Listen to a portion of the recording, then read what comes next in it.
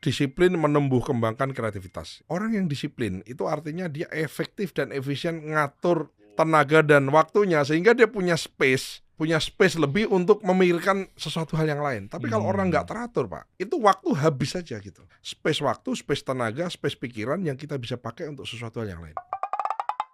Kita kasih solusi. Selamat datang Bapak Wamen Sudaryono, Wakil Menteri Pertanian. Yang pertama saya buka dengan mengucapkan selamat. Kita udah nggak impor beras lagi. Gitu dong. Boleh ramaikan. Gitu dong, buktikan dong Pak Prabowo dan para jajarannya. Kita selama ini kan mau apa? Iya bisa nih begini, begana. Jagung juga ya? Jagung juga. Keren. Kita kuartal pertama naik. BPS bilang nih, bukan kita yang nyatet. Kan kalau pertanian itu kan nanam-nanam, Bang. Iya.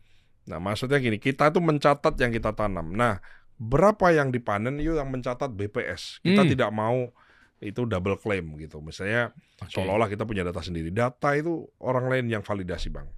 Nah, itu BPS bilang jagung naik 39% kuartal pertama ini, dan beras naik 51%. Dahsyat. Wah, lumayan lah. Boleh juga. Itu Anda apain tuh? Ntar Anda sebagai, udah enggak ya, Aspri Bapak Prabowo kan? Ya dong, Wamen dong, bukan Aspri. Kan tadinya.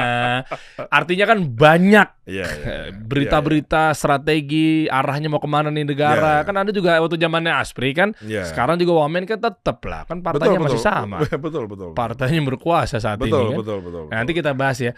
Nah, ini berita-beritanya, stok cadangan beras pemerintah tembus 3,7 juta ton. Wow, Wakil Menteri Pertanian Sudaryono pastikan kualitas beras terjaga. Betul. Bahkan semenjak Anda stop impor, Amerika kayaknya goyang apa gimana, saya kurang paham nih. Tuh kan nanti efeknya kan ekonomi makronya kan ke dunia biasanya kan. Betul. Karena kan kita biasanya impor Thailand, Kamboja, apalagi Vietnam, ya kan. Departemen Pertanian Amerika Serikat akui lompatan produksi beras Indonesia yang signifikan. Tapi nyatanya gini, kalau kita glorifikasi Bapak Wamen yang terhormat, minum dulu ya. Sepertinya abis ini pertanyaan saya agak tajam nih. Makanya kita butuh mendinginkan kepala. Siap. Tentunya kan kasih solusi kan memang dekatlah dengan rakyat, ya kan, dengan pengusaha apa segala macamnya. Tapi memang betul euforia, glorifikasi, happy kita merayakan, kita juga nggak bergantung pada negara luar gitu untuk impor, apapun bentuknya impornya ya. Betul. Nggak harus di sektor pertanian. Ya perdagangan dan lain sebagainya gitu kan.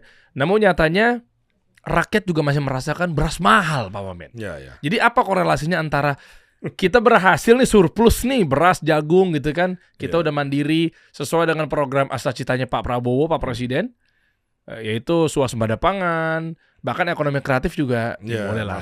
Saya bantu Bang Menteri saya nih, Bang Menteri Teguh Rifki, tipis-tipis masuk dong. Harus Kan Pak Presiden kan nyebut ekonomi kreatif berkali-kali. Mas Wapres juga ngendorse AI juga bagian dari kami juga, ya kan?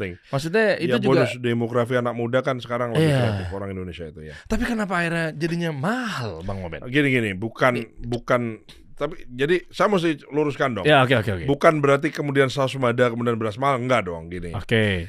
Jadi pertanian itu kan intinya nanam banyak, ya di treatment baik, panenan banyak. Kalau panen banyak maka produktivitas nasional kita besar. Oke. Nah kalau besar maka kita nggak impor kan gitu ya. Nah kalau produksi kita besar, nih saya sebelum ngomongin beras mahal saya jelasin sedikit nih. Oke. Kalau produksi besar, supply melimpah, maka biasanya harga barang itu mestinya turun. Harga gabah pasti jatuh. Di saat semua panen, maka harga gabah pasti jatuh. Nah, pertanyaan yang menjadi perhatian itu kan jangan sampai produktivitas tinggi sebagai prestasi, tapi hukum ekonomi berlaku, harga gabahnya turun. Rakyat atau petaninya jadi kurang happy. Karena nggak ada nilainya. Karena nggak untung.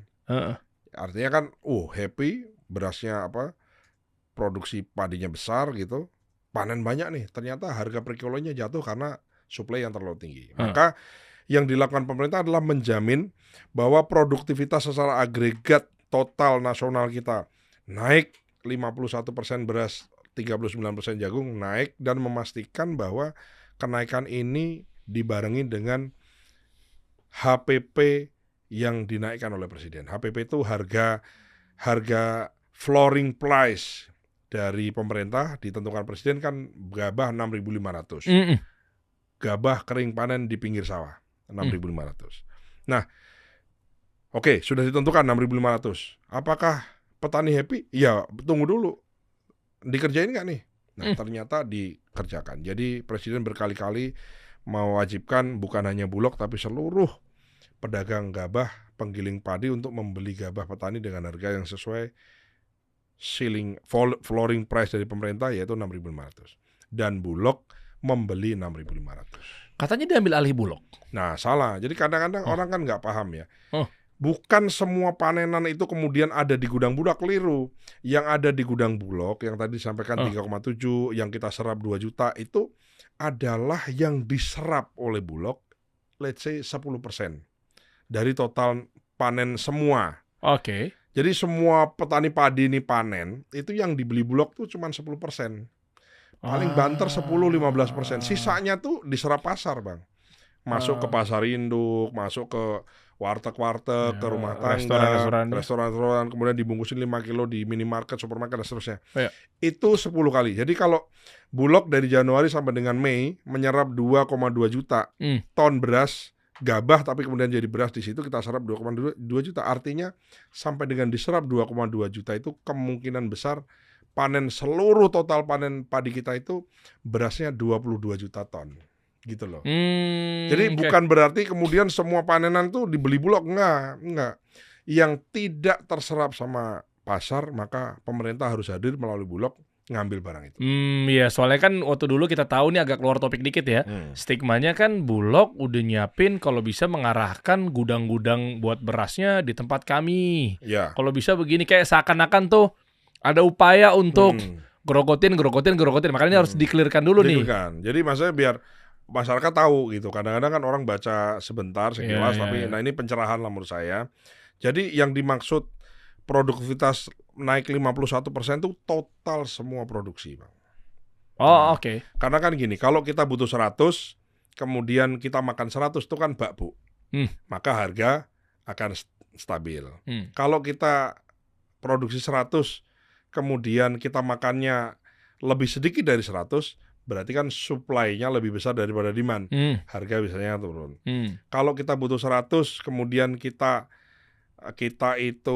produksi 100, kemudian kita butuhnya lebih dari 100, kan berarti harganya kan pasti naik. Ya, karena demandnya lebih tinggi. Nah, yang sekarang Bulog kerjakan adalah kebutuhannya 100, ternyata panennya itu lebih dari 100. Nah, kelebihannya itu harus diambil supaya harga tidak jatuh gitu loh, Bang. Ekonomi begitu.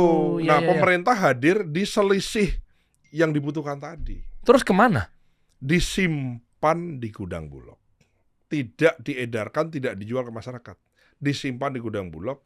Manakala nanti bukan lagi pada saat panen raya, baru kita keluarkan. Nah, itu akhirnya. Makanya disimpan. Ini kan kayak konotasinya kan agak sedikit berbahaya ya. Disimpan di gudang Bulog sisanya. Berarti jangan-jangan udah dikuasain semuanya sama Bulog. Jadi ke situ. Iya, ke situ. Arahnya ke situ ya. Betul. Jadi kebutuhannya berapa, panennya kan panen raya. Namanya raya itu kan panen besar. Maka kelebihan panennya itu diserap oleh Bulog, disimpan di gudang Bulog. Di saat nanti tidak lagi panen raya atau tidak lagi panen banyak, cadangannya orang lagi butuh, maka cadangannya dikeluarkan. Oke. Ini kalau kita lihat ya, ini depannya sudah ada dapat highlight penting ya. Kalau kita lihat banyak berita-berita dan lain sebagainya, nanti sebenarnya kita keep dulu dalam artian detailnya seperti apa sih, petanya nanti kalau lewat dari pertanian Indonesia akan kayak gimana sih. Sampai sebenarnya saya mau ajak Pak Wamen lebih jauh lagi sih, kayak misalnya benar nggak petani akan tergantikan oleh AI? Wah, ini panjang lagi ntar nih gamenya nih. Iya. Ya, seru sekali deh. Tapi tadi masalah kenapa berasnya masih harga segitu, karena memang kita jagain ya, harga beras itu juga kalau terlalu murah, kita juga jagain kesejahteraan petani. Tapi jadi ada ceiling price, ada flooring price. Nah, ceiling price-nya adalah beras medium yang kita konsumsi itu HET, harga eceran tertingginya 12.500 itu. Jadi kita jaga di situ. Ya, maksud saya negara itu kan begitu ngatur kan, supaya semua itu happy, semua pihak happy kan. 100 juta lebih petani happy dengan panenan dia, dibeli dengan harga yang baik. Dan di sisi lain dengan harga yang baik tadi, maka jadi berasnya juga dijual dengan harga yang affordable oleh masyarakat kita gitu. Kalau terlalu murah juga nggak bagus, petaninya menjerit kan itu. Selalu ada equilibrium lah. Itu disitulah fungsi kehadiran pemerintah kan ngatur di situ, Bang. Tapi kan simpelnya kan, mohon maaf ya, rakyat di bawah kayaknya bukan nggak mau tahu ya, tapi kayak nggak begitu paham lah mengenai permainan ekonomi makro, Pak Wamen. Artinya kan taunya mahal. Oke lah, tadi udah terklarifikasi ya. Cuma mungkin ada nggak indikasi bahwa harga nih yang dimaksud dengan tidak mencelakai yang kanan, kiri, tapi tetap rakyat bisa dapetnya terjangkau gitu loh harganya. Apalagi dengan reaktifnya mereka mahal. Berarti kan dia pernah nyobain yang sebelumnya murah. Kan simpelnya gitu kan. Nah biar tahu nih, jadi kalau diajak ke makro kan kesannya kan mereka takutnya capek banget gitu ngejarnya gitu. Gue gak peduli yang di atas kayak gimana. Mau makro, mau akal-akalan, supply demand lah, ekonomi biar gak inflasi lah. Kan kejauhan Pak Wamen. Taunya gimana caranya murah tapi akal-akalannya tetap masuk gitu loh.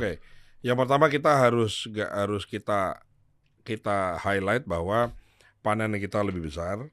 Di saat panen kita besar itu peran Bulog sangat berfungsi dengan baik sehingga harga di tingkat petani gabah itu terjaga di 6.500 ya. Artinya kita membawa nilai lebih, membawa tambahan kesejahteraan, penghasilan lebih kepada petani. Itu satu hal yang menurut saya menjadi satu hal yang harus di highlight di sini ya. Panenan kita banyak, kemudian kelebihan banyaknya itu diserap oleh Bulog sehingga harga kita bisa memberikan harga pembelian yang bagus untuk petani. Itu artinya memberikan kesejahteraan untuk petani. Petani juga jutaan. Lebih dari 100 juta petani kita. Nah, di sisi lain itu kan ada namanya konsumen.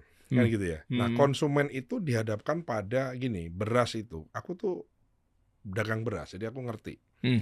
Beras itu macam-macam. Ada beras premium, nanti itu ada aturannya. Patahan sekian persen, 5% beras premium. Kalau 15% beras medium dan seterusnya itu ada. Nah, jadi sebetulnya rakyat itu punya banyak pilihan, Bang. Kalau beli beras mahal, yang orang selalu mengatakan beras mahal itu harus dilihat dulu beras yang jenis yang mana gitu. Kalau Abang beli ke supermarket, kemudian di situ tulisannya premium rice, nah itu beras premium. Itu patahnya sedikit, cantik-cantik. Walaupun setelah ditanak jadi nasi sama aja ya. Ini kan masalah selera nih ya. Jadi itu alasan, itu penjelasan saya pertama. Yang kedua tentu saja beras mahal, orang kadang-kadang tuh adalah gitu. Sembako mahal, ini mahal gitu. Nah, pemerintah tuh menetapkan harga-harga bahan pokok penting namanya Bapokting gitu. Dari mulai beras, gula, minyak goreng itu dikasih harga acuan HET namanya. HET beras itu 12.500. Medium, standar medium. HET minyak goreng, minyak kita itu 15.700. HET gula itu berapa? Ada semua. Nah, yang menjadi persoalan adalah ada masyarakat yang masih membeli di atas HET. Kenapa? Kan gitu, Pak.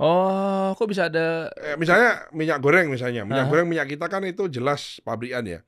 HET-nya tuh 15.700. Tapi saya cek ada yang membeli 16.000, ada yang membeli 17.500, ada.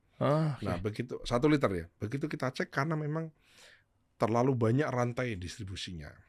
Nah, pemerintah tuh berusaha untuk nekan supaya kembali ke semua tuh sesuai aturan ke HET.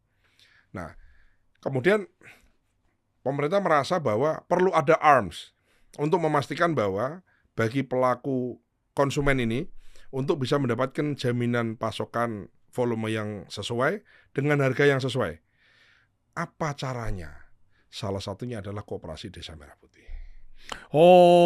Itu juga polemik tuh tapi dong. Enggak dong, enggak sempat rame enggak sih waktu itu? Ini kan masalah gini ya, ini kita negara demokrasi ya, setiap kebijakan pasti menimbulkan satu persepsi orang tertentu. Tapi ya. Aku setuju. Nah, kalau dikembalikan New Zealand aja koperasinya hidup banget tuh untuk di sektor pertanian. Kan orang bilang gini, misalnya menjamin tadi beras premium yang dibutuhkan konsumen tidak boleh lebih mahal. Karena kalau lebih mahal itu kan berarti mengurangi jatah dari gaji atau penghasilan seseorang. Yang sembako penting aja. Beras, gula, minyak goreng, tepung terigu, bawang merah, bawang putih, cabai dan lain-lain tuh, itu kan ada HET ditentukan pemerintah, Bang. Nah, selama ini kita harus akui bahwa memang ada yang pembeli itu membeli di atas HET. Nah, kenapa? Karena tadi panjang gitu. Lewat lewat sana, lewat sini, lewat sini. Kan Nah, pasti kita memastikan marginnya naik terus, bagi-bagi lah. Salah satu yang diinginkan oleh Presiden, kenapa membentuk Koperasi Desa Merah Putih adalah bagaimana negara punya kebijakan, apakah kebijakan pupuk, apakah tadi memberikan sembako dengan harga yang sesuai, dengan menjamin end user membeli tidak lebih mahal dari HET pemerintah, dengan cara Koperasi Desa Merah Putih. Keren. Gitu Pak. Salah satunya aja. Iya. Sehingga rakyat kita kan tinggal di kelurahan-kelurahan sama desa Pak. Jadi koperasi desa itu bukan hanya di desa, tapi koperasi desa dan koperasi kelurahan Merah Putih. Nah, tentu kalau jualan TV nggak lewat koperasi gitu, atau jualan motor, jualan mobil nggak lewat situ. Tapi khusus untuk barang pokok penting, bapokting atau sembako, yang penting bagi rakyat harus dijamin ketersediaannya, jumlahnya ya, dan harganya harus dibeli, tidak boleh lebih mahal dari HET. Gitu. Karena kalau diserahkan ke mekanisme pasar ya selalu ada kan Pak. Itu kan masalah naluri manusia kan selalu mencari keuntungan lebih besar gitu. Maksud saya ini penjelasannya. Iya. Oke. Nangkep sih ya. Nah, sebenarnya kalau untuk mengenai harga beras naik, aku sebenarnya pengen bawa obrolannya ke agak sedikit pinggir jurang nih, Pak Wamen. Kalau nggak berkenan tinggal diedit aja.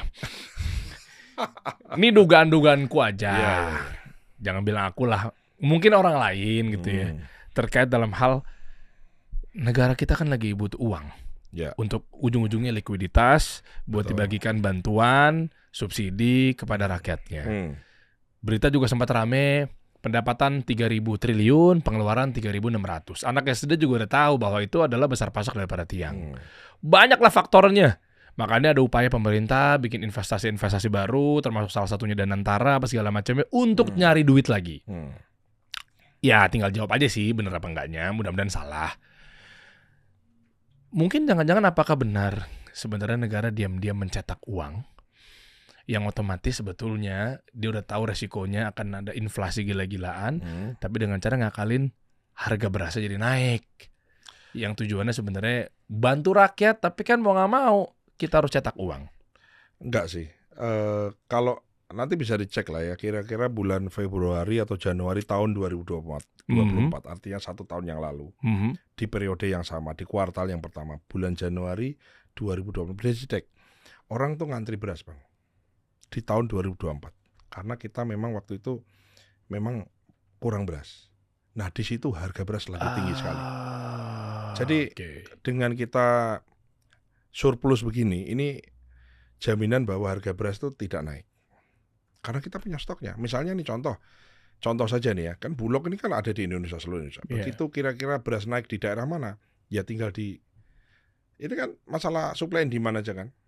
Nah di saat supply-nya sedikit, demand-nya besar kan, berarti harga naik. Begitu mau naik, kita lepas ke pasar, turun lagi.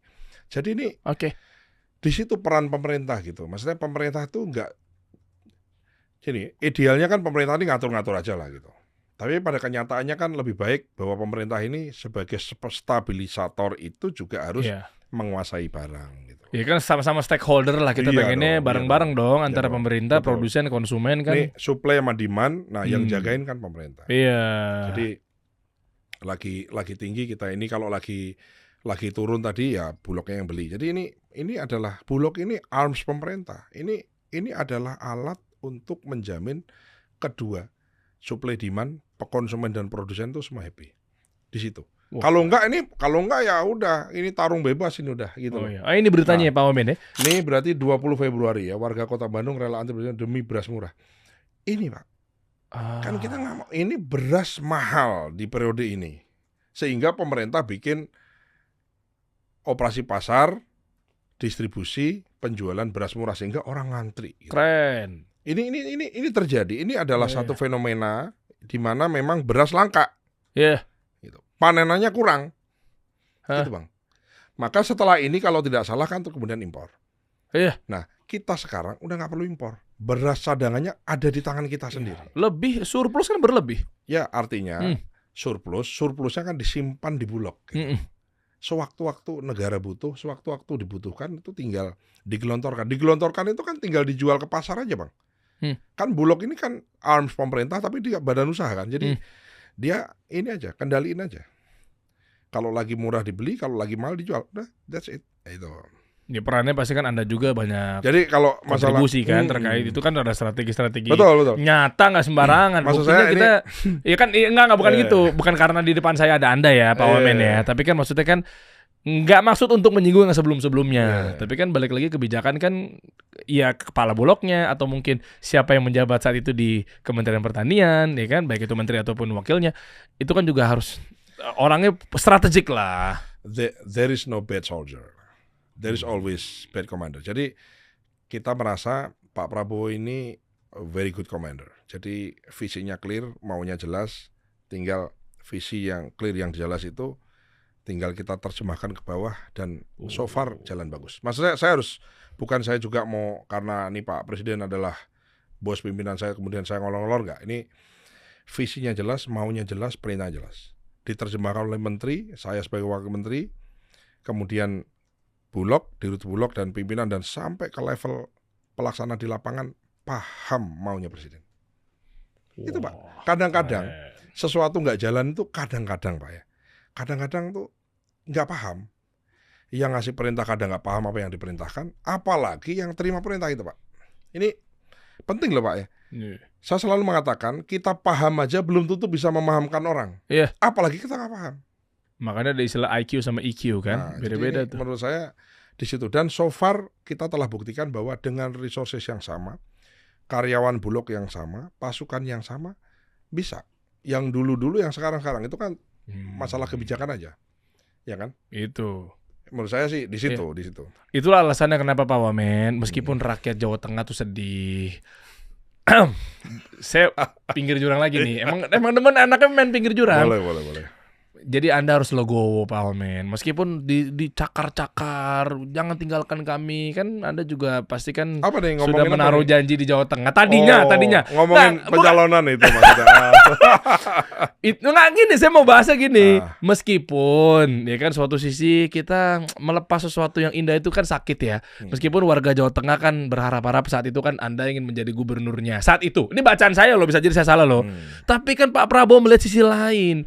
Ada yang orang penting untuk ngejagain di sektor pertanian. Anda di tanda kutip dipaksa untuk udah deh nggak jadi di Jawa Tengah. Anda menjadi wakil menteri pertanian aja. Ternyata nyatanya berhasil karena Anda lahir dari warga atau mungkin lahir dari anak petani. Abang tahu nggak? Waktu saya kampanye, kampanye Pilpres selesai menang, kemudian kan sempat memang saya diminta itu. Saya itu kampanye kan ya silaturahmi ya kampanye itu. Nah, saya ketemu sama ulama di Tegal, namanya Habib Abdullah. Jadi beliau bilang sama saya gini, Mas Dar, saya tahu Mas Dar punya keinginan, mau saya kasih ijazah doa istikharah namanya. Gimana Beb? Gini Mas Dar, kalau berdoa itu, ya Allah, saya hambamu bercita-cita pengen waktu itu kan saya running untuk calon gubernur ya. Ini kan udah selesai ya Pak Lutfi kan, toh kita juga kampanye Pak Lutfi. Saya hambamu berkeinginan untuk jadi gubernur. Kalau jadi gubernur ini baik untuk saya, untuk keluarga saya dan masa depan saya, maka jadikanlah saya gubernur. Kalau menurut engkau ini tidak lebih baik dan ada yang lebih baik untuk masa depan saya, keluarga saya, dan diri saya, maka gantilah dengan sesuatu yang jauh lebih baik dari sekedar menjadi gubernur. Walaupun kita berdoa itu sambil, kalau bisa gubernur aja deh. Tapi fitrah manusia ya. Tapi aku paksain nih bos, paksain. Ya saya bukannya mau sok soleh atau apa, bukan. Tapi maksud saya itu setiap doa aku gituin.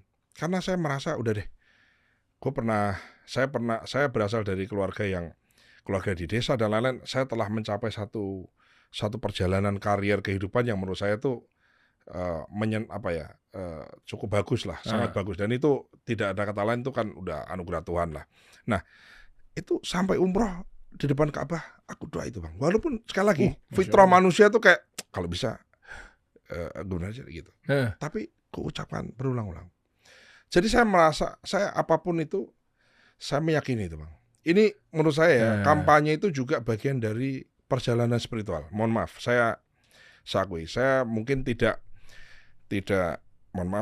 sesoleh Abang gitu ya, tapi saya berusaha, gitu saya berusaha untuk menjadi pribadi yang lebih baik dalam segala hal ya, dari sisi agama, dari sisi pergaulan, dari sifat yang baik, bertindak baik dan seterusnya. Maksudnya itu tadi kan hidup itu kan pendek gitu. Nah istri saya bilang, udahlah hidup itu pendek. Hidup itu cuma dari sholat ke sholat berikutnya. Kata istri saya nih, ini juga agak kena juga nih, gitu. Nah, terus kurunung-kurunungkan gitu. Nah suatu ketika lagi boring nih, libur panjang Imlek bos. Aku tuh life is too short. So apa sih yang mau kita kerjain gitu. Terus aku tulislah di handphone nih. Boleh gue share ya? Boleh dong. Apa tuh? Aku tulis di handphone nih. Hal-hal yang aku suka menyenangkan hatiku. Titik 2. Ya aku tulis lah hal-hal yang menyenangkan itu. Yang penting kan kita nggak maksiat, nggak merugikan orang lain kan. Ini aku bacain ya. 1, bekerja. 2, kegiatan lapangan, ketemu petani sama ketemu orang-orang. 3, kegiatan politik. Aku suka kegiatan politik. Bukan masalah kebutuhan atau kita mau jadi siapa. Nggak, kita senang aja. Tidur, ya ini kita senang tidur kan kalau capek. Membuat satu modeling. Ya apakah IT, apakah apa. Aku nggak bisa coding tapi aku suka bikin modeling aja. Sosial media, nyanyi bareng, makan rame-rame. Aku suka. Berenang itu satu hal yang menyenangkan hati kita. Pidato, sambutan, orasi itu menyenangkan. Bukan kita sok orator, bukan. Ya senang aja. Senang. Nonton film, kemudian ya bisnis, kemudian kalau apalagi bisnisnya menguntungkan. Nah, itu aku tulis nih ada 12 item nih. Oh iya bener lagi guys. 12 item. Oh iya. Jadi saya pikir ya mencoba untuk inilah. Ini kan 40 tahun Pak tahun ini aku.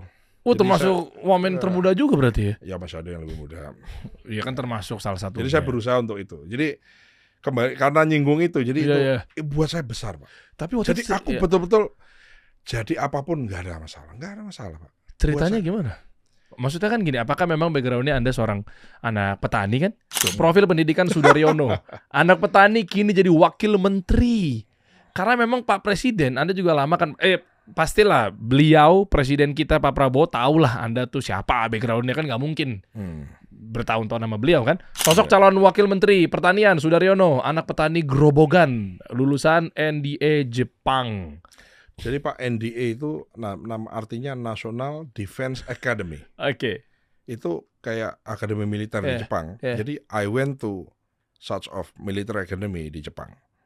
Oh makanya SMA-nya juga Taruna Nusantara ya? Nah pergi ke sana tuh saya Matra Angkatan Laut Pak. Jadi saya berangkat itu sebagai Taruna Angkatan Laut dari Indonesia di National Defense Academy di Jepang. Nah jurusan saya teknik mesin Angkatan Laut gitu. Nah senior saya semua jadi tentara Pak. Junior saya semua jadi tentara. Hanya saya nggak jadi tentara Pak. Kenapa? Jadi waktu saya lulus, saya nggak lulus Pak. Untuk masuk SPAPK Pak. Karena dulu bisa. Nah, itu semua orang begitu. Kalau saya cerita, lo kok bisa? Iya. Saya juga bertanya, lo kok bisa gitu. Saya sekolah dibiayai negara, pesawat dibayarin negara, beasiswa dan seterusnya ya. Pulang karena saya dari SMA, maka saya harus ikut namanya SPAPK, Sekolah Perwira Karir. 6 bulan di Magelang ya. Tapi waktu saya seleksi nggak lulus Pak. Apa yang saya alami? Saya nangis 3 hari Pak. Meratapi nasibku. Mau jadi apa aku ini gak lulusnya, aku nangis aku. Sampai saya nawar ya waktu itu ke TNI gitu. Udah Pak, saya jadi PNS aja Pak. Ya kita kan anak desa ini kan apa sih Pak harapannya? Yang penting kan kerja Pak, ya kan. Nggak jadi perwira nggak apa-apa nih Pak, udah saya jadi PNS aja, nggak bisa. Harus ya nggak lulus gitu. Nah, cut the long story short, saya ketemu Pak Prabowo gitu. Dibawa oleh Pak Menlu ya sekarang Pak Sugiono, kan itu senior saya di Taruna Nusantara ya, itu bawa saya ngundang saya ke Jakarta, kemudian ketemu Pak Prabowo. Disitulah kemudian saya jadi punya karir politik gitu, karena ikut beliau tahun 2010. Saya ingat betul, saya ketemu beliau, saya ditanya, kamu lulusan Jepang siapa? Kamu nggak tahu siap? Kok bisa sama? Kok bisa nggak lulus gitu? Udah saya siap, saya nggak tahu Pak ya, saya nggak lulus gimana?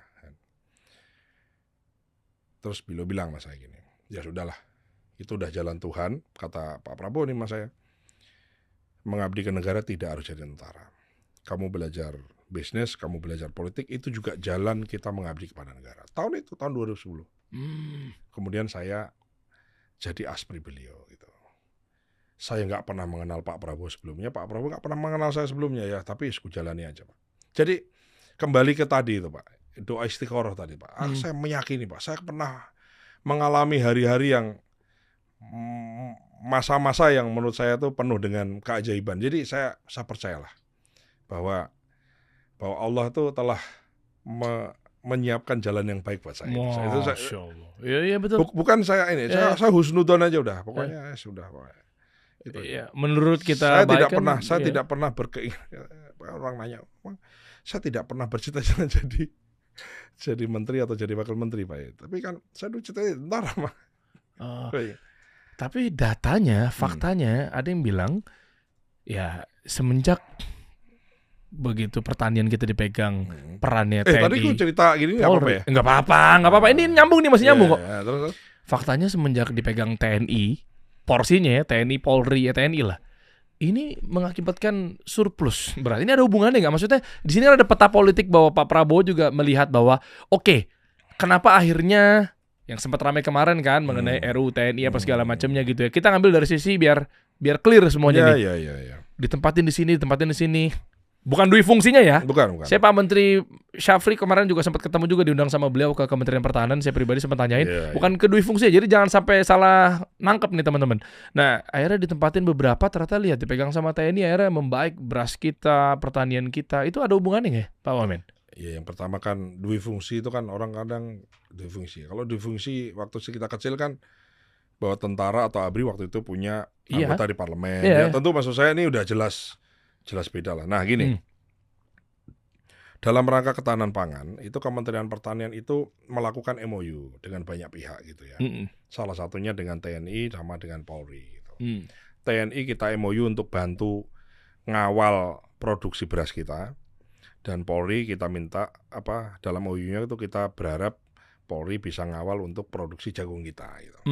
Dan saya harus katakan dengan peran besar dari TNI, Polri dan banyak pihak, setelah disampaikan BPS 51% peningkatan beras kita dan 39% peningkatan jagung kita gitu. Nah orang kan ada juga kan saya lihat di berita lah gitu. Apa kompetensinya tentara nanam padi? Apa kompetensinya ke polisi nanam jagung? Salah. Pertama, yang nanam jagung, nanam padi itu bukan tentara atau polisinya. Jadi bukan berarti yang polisi harusnya nangkap maling kemudian beda profesi disuruh nanam jagung, salah. Bukan itu. Salah. Kan ini persepsi orang nih Pak ya. Atau tentara yang harusnya latihan demi operasi militer kemudian udah nggak latihan lagi deh, lu nanam padi aja. Enggak gitu. Gitu. Yang nanam padi, nanam jagung adalah tetap petani. Yang membina, ngajari nanamnya namanya penyuluh pertanian, anak buahnya Kementerian Pertanian. Nah, polisi sama tentara ini kayak nyemangati, ngayomi, datangi, ayo Pak, nanam padi, ayo nanam jagung ini, nanti kalau ada masalah kita bantu komunikasi dan seterusnya. Dan sudah ada porsinya. Karena di masyarakat itu kan ada namanya Babinsa yang mengelola atau menjadi hadir di desa-desa kan. Ada Babin Katipmas juga hadir di desa-desa. Mereka itu kan ada namanya fungsi penggalangan Pak. Gitu loh. Jadi kenapa kalau panenannya bagus, ya kan nanamnya bagus, panenannya banyak, penghasilannya banyak, maka masyarakat desa yang nanam padi dan jagung tadi kan relatif damai Pak. Tidak ada gejolak, ya kan, kejahatan juga menurun. Jadi ya mencegah lebih baik daripada mengobati. Dan so far ini berhasil gitu. Jadi maksud saya jangan juga dianggap bahwa harusnya kan Babinsa sama Babin Katipmas kan memang tugasnya menjaga perdamaian atau menjaga harmonis situasi di desa kan, di tingkat desa kan. Nah, salah satunya adalah ngawal, nyemangati urusan nanam padi sama nanam jagung gitu loh Pak. Jadi ini supaya pemirsa yang lain, masyarakat juga tahu bahwa bukan kemudian yang harusnya polisi nangkap maling atau nangkap penjahat misalnya tiba-tiba terus udah nggak nanam lagi ya kamu nanam jagung, salah. Yang nanam adalah tetap masyarakat, tetap petani gitu. Oke, terus apa ya akhirnya korelasinya kenapa harus dijagain sama TNI sama Polri? Contoh, apakah TNI Polri itu punya bargaining yang kuat gitu loh terkait kalau untuk urusan deal-dealan? Ya enggak lah, saya kira rakyat kita ini kan seneng sama tentara sama polisi. Iya. Senang. Ini masalah, ini iya, trust iya. ya Pak ya. Orang tuh kan Keren. trust ya. Strateginya keren. Ya, satu itu. Yang kedua, saya kira TNI sama Polri adalah organisasi yang dari ujung sampai ujung tuh terkomando dengan benar. Jadi kan kita juga terbantu Pak. Misalnya serap gabah di desa mana ternyata serapan gabahnya, gabahnya harganya murah nih. Info tuh cepet gitu loh. Jadi dari Babinsa itu lapor ke Koramil lapor ke Dandim, kita dilapori, Bulog langsung kita turun, kita serap. Yang penting itu kan, ini masalah, iya kan, masalah rantai komandonya kan jelas Pak. Nah kita membutuhkan, mohon maaf, tidak ada rantai komando yang lebih rapi daripada aparat kita. Nggak ada. Iya. Terbiasa disiplinitasnya kuat ya. Itu cepet itu. Jadi lapor bottom up-nya cepet, perintah top down-nya juga cepet Pak. Ditambah lagi Anda memang dari SD, SMP juga udah bersahabat dengan sawah. Ini asik nih kita dalami di sini nih ya. Ya kan mungkin bisa diceritain deh Pak Wamen. Bahwa waktu zamannya maaf ya, bersihin kotoran sapi. Wah, ini kan ada kisahnya yang harus kita pelajari loh. Anak seorang petani yang kayaknya nggak pernah ada bidikan-bidikan bahwa akan jadi wakil menteri Republik Indonesia, bisa loh tadinya. Berarti benar-benar sesusah itu Anda dulu Pak. Jadi ibu saya bilang gini, Leh, dulu aja disuruh ke sawah ya susahnya minta ampun. Sekarang rajin sekali ke sawah. Ya saya bilang, ya saya kan bahasa mbah kan, membahasakan anak saya. Mbah, lah ya kan dulu itu kan ya kan tiap hari loh Pak, ya kan. Nah kalau sekarang kan paling 5-10 menit Pak sebagai wakil menteri. Ya kan, coba jadi petani itu berat. Ya maksud saya cerita ini, ya keluarga saya petani dan jadi petani itu berat. Berangkat sebelum gelap, pulang hampir gelap. Jadi berat Pak. Nah, banyak orang mengatakan, Mas Dar, wah petani kan asik ya, pertanian ya. Bertani itu ternyata asik. Asik itu kalau orang jadi PNS, jadi pegawai, dia kerja, kemudian dia sambil bertani. Jadi kalau pertaniannya gagal panen gitu, dia tetap bisa makan, karena ada gaji tempat lain. Tapi kalau petani kita kebanyakan tuh Pak, ya dia menaruh hidup dan matinya dari tanaman yang dia tanam, Bos. Berat. Nanti ada tikus, ada apa. Jadi itu padi yang dia tanami itu Pak, itu dia datangi terus. Kadang-kadang mohon maaf ya, mungkin kelihatannya agak abnormal ya, tapi ini kadang tuh diajak ngobrol, ayolah. Pagi saya, ya keluarga saya ini sangat bergantung dari hasil. Jadi didoain Pak, dibacain Al-Fatihah. Banyak cara Pak. Jadi ini masalah karena memang butuh Pak, hidup dan mati, sustain dan tidaknya keluarga tuh dari panenannya itu Pak. Waktu itu emang ngapain aja Pak Wamen? Maksudnya udah benar-benar terjun langsung ke dunia, iya dong, kan ke sawah gitu? Dulu aku tuh sekarang pun masih bertanya sama orang tua saya, kalau ke rumah aku tanyain, kenapa dulu kalau panen sama nanam, musim panen sama nanam, kenapa hari Minggu gitu? Kan kamu libur, jadi aku dulu tuh mempertanyakan, ya Senin gitu loh, kan kita ke sekolah Pak, ya kan kita nggak disuruh-suruh kan, ini nggak hari Minggu. Aku bilang, aduh kenapa sih panennya harus hari Minggu gitu loh, ya Senin aja. Enggak, ya kan nungguin satu tenaga kerja gratis kan. Kan TKDN katanya harus dimajukan. Ya, jadi misalnya ya nanam padi, ya terus panen padi, nanam jagung. Kalau boleh saya ini sekedar remind ya, namanya yang ngambil ibroh. Ya, pelajaran, bukan? Recall dari memori gitu ya. Pekerjaan bertani yang paling saya nggak suka itu adalah nanam jagung. Nanam jagung sama namanya petan ulat gitu. Saya ceritain dulu. Nanam jagung kenapa susah tuh? Nanam jagung itu kita kan nanam dulu kan manual ya. Sekarang sih lumayan udah ada ini. Dicuk gitu, dimasukin jagung 2 atau 3 biji. Terus tangan tuh mesti nguruk gitu loh. Kan sementara kan tanahnya kan keras ya. Jadi jagung mesti kering tanahnya tuh. Tanahnya kering. Jadi di tangan tuh sakit, Pak. Iya.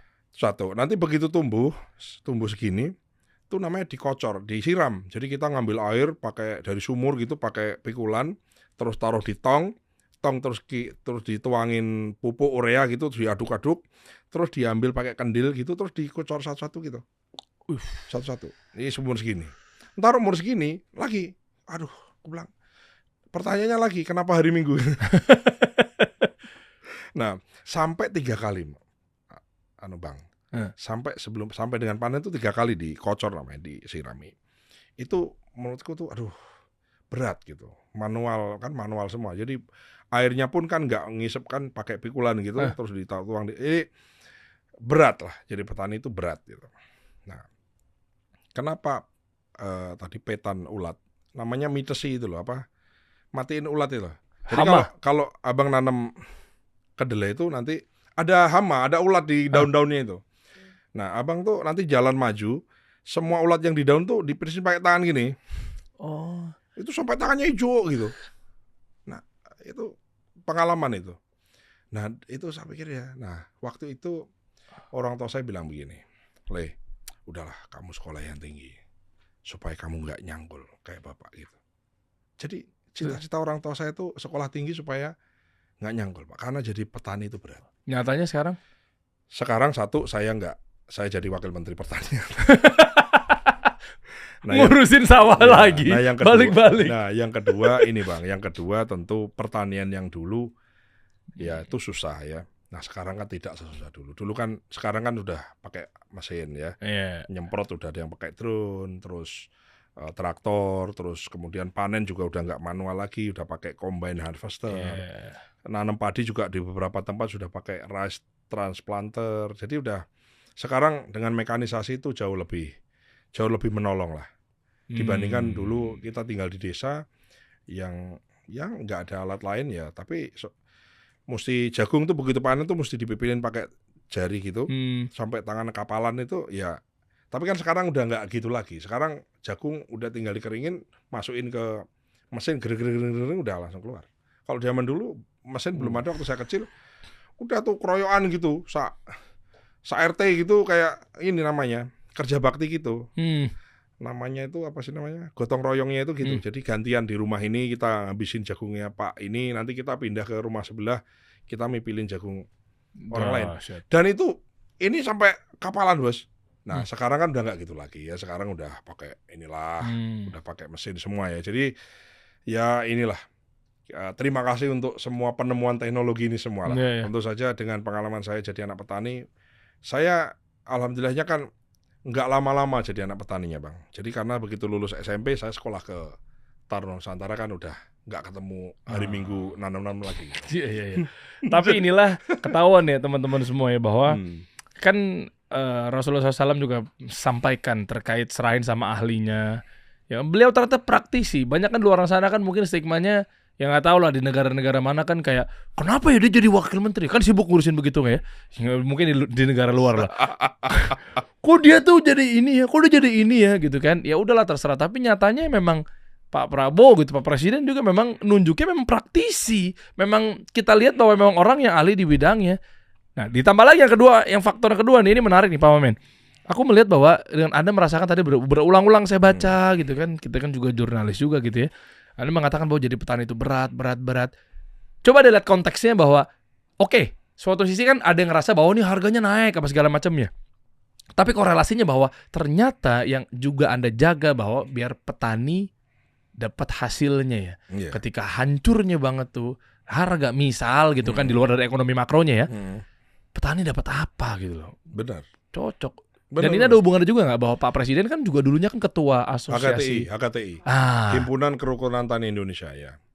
Nyambung nih berarti nih. Ini kan pertanian ini Pak. Anda memihak pada petani sekali nih Pak Wamen. Pertanian ini kan sebetulnya Indonesia Agriculture Incorporated kan. Jadi kan sebetulnya PT besar pertanian Indonesia Pak.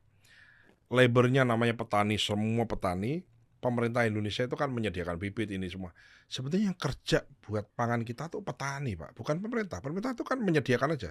Butuh irigasi kita siapin irigasi, butuh bibit kita siapin bibit, kita siapin ini semua. Nah yang lucu tuh aku punya pengalaman Bang. Satu ketika aku jadi wamen sebulan gitu, terus saya merasa, coba saya mau ke daerah gitu, saya ke daerah-daerah. Banyak lah orang komplain, orang nanya gitu, Pak ini banyak ini Pak nggak jalan komplainan. Oke, kalau ada keluhan hubungi saya. Nomor saya di 0811.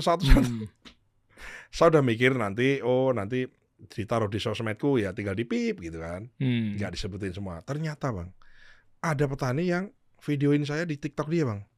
Terus Terus viral, ditonton 3 juta orang lah kali ya. Gara-gara viral bang, nomorku di WA ada kali ini sampai sekarang nih. Nih, lihat nih. Anda cari gara-gara soalnya. Banyak nih bang, nih nggak selesai bang. Nih. Jadi ku balas terus gitu, nggak selesai nih. Oh wow, nggak selesai. Loh emang apa yang nggak selesai? Iya. Apa era yang diviralin tuh maksudnya kenapa? Jadi akhirnya orang tuh ya merasa punya, aku bisa hubungi Pak Wakil Menteri nih, keluh kesahnya. Ya macam-macam bang, ada yang nyari pekerjaan, ada yang apa. Tapi saya lihat keluhannya kalau boleh secara statistik ya, secara garis besar tuh 4. Mereka tuh butuh bibit yang bagus, sesuai. Kalau mereka daerah pesisir, dia butuh bibit padi yang payau, ya kita mesti dikasih bibit payau. Nggak bisa bibit sembarangan, pasti mati kan. Jadi butuh bibit, butuh pupuk. Nah karena butuh pupuk itu, kemudian kita sampaikan lapor ke Pak Menteri, kita lapor ke Presiden bahwa pupuk harus kuotanya harus dipenuhi. Akhirnya oleh Presiden dipenuhi kan, 9,5 juta ton pupuk itu terpenuhi.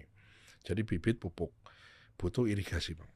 Iyalah, nah, air. Pak ini butuh air Pak. Nah akhirnya kita kasih pompa, ya kan. Maksudnya kalau nunggu parit yang dibikin kan lama. Jadi kita pompa aja dulu deh. Nah kita bagi pompa. Tahun 2024 kemarin ini kita bagi pompa total 70.000 pompa seluruh Indonesia. Dan itu ternyata menolong produksi kita. Jadi di saat musim kemarau yang nggak ada air, dia tetap bisa nanam karena ada air. Gitu. Jadi irigasi nomor 2. Jadi berbibit, pupuk, air. Nomor 4 bang, kalau panen tidak boleh harga jatuh. Gimana cara ngukur bulan kapan pas harvesting gitu loh? Oh ada, ya? Ada triknya ya? Gini, pertanian itu sama dengan cuaca, sama dengan iklim, sama dengan, jadi kalau musim apa, jadi ini sebenarnya berulang. Dari tahun ke tahun kita ini berulang bang. Jadi kapan nanam raya, kapan panen raya, peaknya kapan, turun kapan, grafiknya tuh berulang. Jadi kita sebetulnya sudah bisa memprediksi. Bahkan aku mau pakai ini nih, lagi saya mau bangun nih, karena ini berulang, berpola, datanya juga lengkap, saya lagi mau bikin semacam AI gitu. Yang karena itu tadi membaca pola kan. Jadi ngasih tahu kepada orang, misalnya petani atau penyuluh pertanian di lapangan, Kabupaten Bojonegoro nanam padinya kalau bisa antara tanggal ini, bulan ini sampai tanggal ini. Karena di situ nanti ada BMKG, ada cuacanya, ada irigasinya, ada bibitnya, ada pupuk dan lain-lain. Sehingga tepat waktu gitu loh. Tepat waktu, menghindari hama apa dan lain-lain tuh mestinya saya meyakini itu tadi salah satu hobi saya adalah bikin modeling IT tadi. Aku nggak bisa coding tapi aku suka ngumpul-ngumpulin. Coba lo bikin gitu. Nah saya lagi mau bikin itu yang bisa menggantikan pikiran manusia kita, karena berulang itu kan berarti kan bisa dong digantiin robot. Bisa gitu dong, kan. itu kan sifatnya kan templating. Templating itu tinggal datanya dilengkapi ya, misalnya cuacanya gimana, kontur jenis tanah, pupuknya bagaimana, ini semua termasuk juga jadwal aliran irigasinya itu dimasukin semua komponen datanya itu. Nah baru nanti outputnya adalah suggestion. Berarti bener dong petani nanti akan tergantikan oleh AI? Bukan tergantikan dong, terbantukan. Jadi petaninya masih ada tapi menggunakan alat-alat yang lebih canggih. Jadi lebih cepat nanti kerjanya. Lebih cepat. Karena kalau dengan alat itu kan artinya masa tanamnya lebih cepat, masa panennya lebih cepat. Jadi yang panennya harus 2 minggu cukup 2 hari jadi selesai. Kalau 2 hari selesai, maka olah tanahnya yang tadinya nyangkul 2 minggu juga itu bisa jadi 2 jam atau sehari selesai. Kalau panen olah tanahnya cepat-cepat, maka nanamnya cepat-cepat. Kalau nanamnya cepat-cepat, maka cepat panennya. Kalau dapat, jadi sehingga produktivitas tahunnya produktif sifatnya. Iya, artinya dalam 12 bulan yang tadinya harusnya panennya mungkin 2 kali ya bisa 3 kali. Banyak tempat bahkan sudah 4 kali. Nah, artinya produktivitas kita agregat secara nasional kan jadi lebih baik, Bang. Keren. Gitu. Apresiasi banget nih.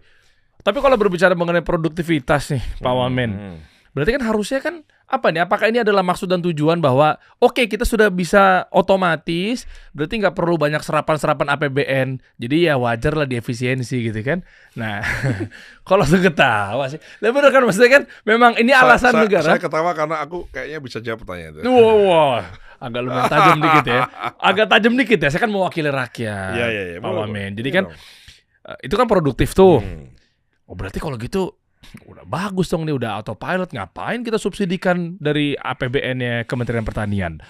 Dan sebenarnya apakah nanti tujuannya akankah Indonesia ini menjadi negara dikdaya ya, bisa dibilang ya, terkait dengan efisiensi anggaran yang dilakukan oleh Pak Prabowo, terkhusus untuk Kementerian Pertanian? Begini, sebelum Pak Presiden, kan saya jadi wamen kan pernah 6 bulan wamennya Pak Jokowi. Oh iya. 5 bulan lah, 5 bulan lah. Yeah. Jadi saya jadi wakil menteri bareng Pak Amran. Pak Amran juga menterinya Pak Jokowi. Itu saya udah ada on job trainingnya udah 5 bulan lah. Sebelum jadi wamen yang sesungguhnya di periode. Jadi ada acting wamen ya. Kalau di perusahaan kan ada acting, bener kan? Jadi sebetulnya efisiensi itu kan bisa dipotong anggaran yang nggak perlu. Itu juga efisiensi. Atau mengalihkan anggaran yang nggak perlu, nggak penting ke dalam anggaran yang mata anggaran yang lebih penting. Nah, Pak Mentan, Pak Amran, ya saya belajar banyak dari beliau. Beliau kan udah pernah jadi menteri di periode pertama Pak Jokowi, kemudian S1, S2, S3, dan bahkan sebentar lagi profesor di bidang pertanian. Itu sudah namanya refocusing. Jadi anggaran itu yang nggak penting-penting itu udah deh. Jadi daripada seminar-seminar, bikin FGD yang bisa diganti pakai Zoom aja, itu anggarannya udah deh, beliin traktor, beliin bibit, beliin alat-alat mesin pertanian, lebih berguna gitu. Nah itu sudah dilakukan. Nah makanya begitu Pak Presiden melakukan efisiensi, kita nggak kaget karena kita sudah lakukan itu. Oh, mitigasinya oke juga nih Kementerian Pertanian. Kan, itu atas arahan siapa? Itu karena kan kita mau swasembada. Kalau mau swasembada itu mesti fokus. Kalau semua diayai semua, kita itu apa? Diayai itu apa sih Pak? Ya, semua dikerjakan gitu Iya. Kalau kita mengerjakan banyak hal di satu waktu, banyak dikerjakan kan nggak selesai semua. Itu teori kan? Teori manajemen kan gitu. Iya. If we try to do something, to do all things at the same time kan, we will stuck in the middle. Itu teorinya kan begitu. Jadi itu pasti kan kalau teori. Nah, jadi kita harus fokus. Kita mau apa dulu? Oh, beras kita beresin dulu. Jadi kita fokus. Kita mau apa? Mekanisasi, bukan mekanis sapi. Ya, dulu kan mekanis sapi bukan sapi. Nah, ini kita mekanisasi. Nah, mekanisasi itu butuh duit. Lah kalau semua dipos-pos sesuai dengan kebutuhan masing-masing dirjen gitu ya kita ya gitu-gitu aja ujungnya kan gitu. Jadi ya mau nggak mau harus ada di antara sekian dirjen, ada yang memang lebih banyak anggaran difokuskan ke 1, 2. Sisanya ya supporting aja gitu loh. Jadi dan aku lihat begitu. Karena memang kembali ngomong efisiensi ya. Kita selalu terdoktrin bahwa tidak ada anggaran, tidak ada uang. Ada Pak uangnya, Pak. Cuman kita tidak arif dalam menggunakan anggaran itu. Perjalanan dinas ya nggak usah ya kan. Kemudian bikin seminar yang bisa pakai Zoom aja. Ya kan? Kemudian bikin perayaan peringatan hari ini, hari apa, terus bikin event gede-gede udah nggak perlu lagi lah. Kita lebih fokus lah. Kita kalau kita sadar bahwa anggaran itu sedikit, kecil, dan mau kita banyak ya kita harus yang nggak penting-penting ini kita harus mau lah, kita kurang-kurangi lah gitu. Dan ternyata Presiden bisa dengan memotong semua anggaran yang dipandang nggak perlu. Ya, seminar-seminar, perjalanan dinas, kemudian perayaan-perayaan, event-event yang ngabisin duit itu lumayan loh Pak. Bikin satu event perayaan hari apa atau mungkin konferensi apa gitu bisa puluhan ratusan miliar loh event itu. Nah daripada itu mending beliin traktor ya kan, beliin alat panen, beliin dryer, beliin pupuk, jadi lebih berguna. Nah itu yang dilakukan oleh Presiden kita. Jadi ternyata setelah ditelaah semua mata anggaran, KL dan lembaga semua ini ternyata bisa dihemat 250 triliun. Dahsyat. Nah, dari 250 triliun kan Presiden bilang, gue punya duit 250 triliun nih, pakai apa ya? Perlu apa? Oh Pak, Bulog Pak, perlu untuk serap gabah petani Pak. Butuh berapa? 16,6 nih, 16,6. Perlu apa lagi? Pak, kita mungkin, saya mau MBG yang ini deh kalau bisa cepatnya nih, duitnya ada, saya kasih. Oh apalagi saya mau bikin sekolah rakyat, orang-orang yang miskin ekstrim biar anaknya itu putus secara kultur, secara budaya kemiskinannya dengan orang tuanya, dibikin asrama, bikin 100-200 sekolah rakyat sekarang lagi kerjain kan. Bikin sekolah unggulan deh, bikin irigasi butuh berapa? Ya 12 triliun. Oke, ini duit 12 triliun. Duitnya di PU, nanti bikin irigasinya apa kata pertanian. Jadi punya 250 tuh ruangnya itu, Bos. Dari penghematan sesuatu yang dipandang nggak perlu. Nah, kalau gini kan clear, makanya kan gunanya saya tabayun kan katanya kan gini kan. Bang, lu punya privilege, lu coba dong 4 mata dong. Katanya nasihatin pemerintah 4 mata, nggak serampangan di jalan gitu. Makanya ini saya lagi tanyakan pada beliau. Ternyata jadi rakyat tuh bertanya-tanya, Pak Wamen, ini efisiensi apa? Kami nggak merasakan, tapi ternyata hasil efisiensinya disalurkan kan, ke jalur yang tepat, ke sekolah gitu ya. Orang kan bertanya, ini terus duitnya dari mana? Ada, karena presiden sudah lihat bahwa dari yang boten-boten ini, yang tidak-tidak ini itu 250 triliun, Pak.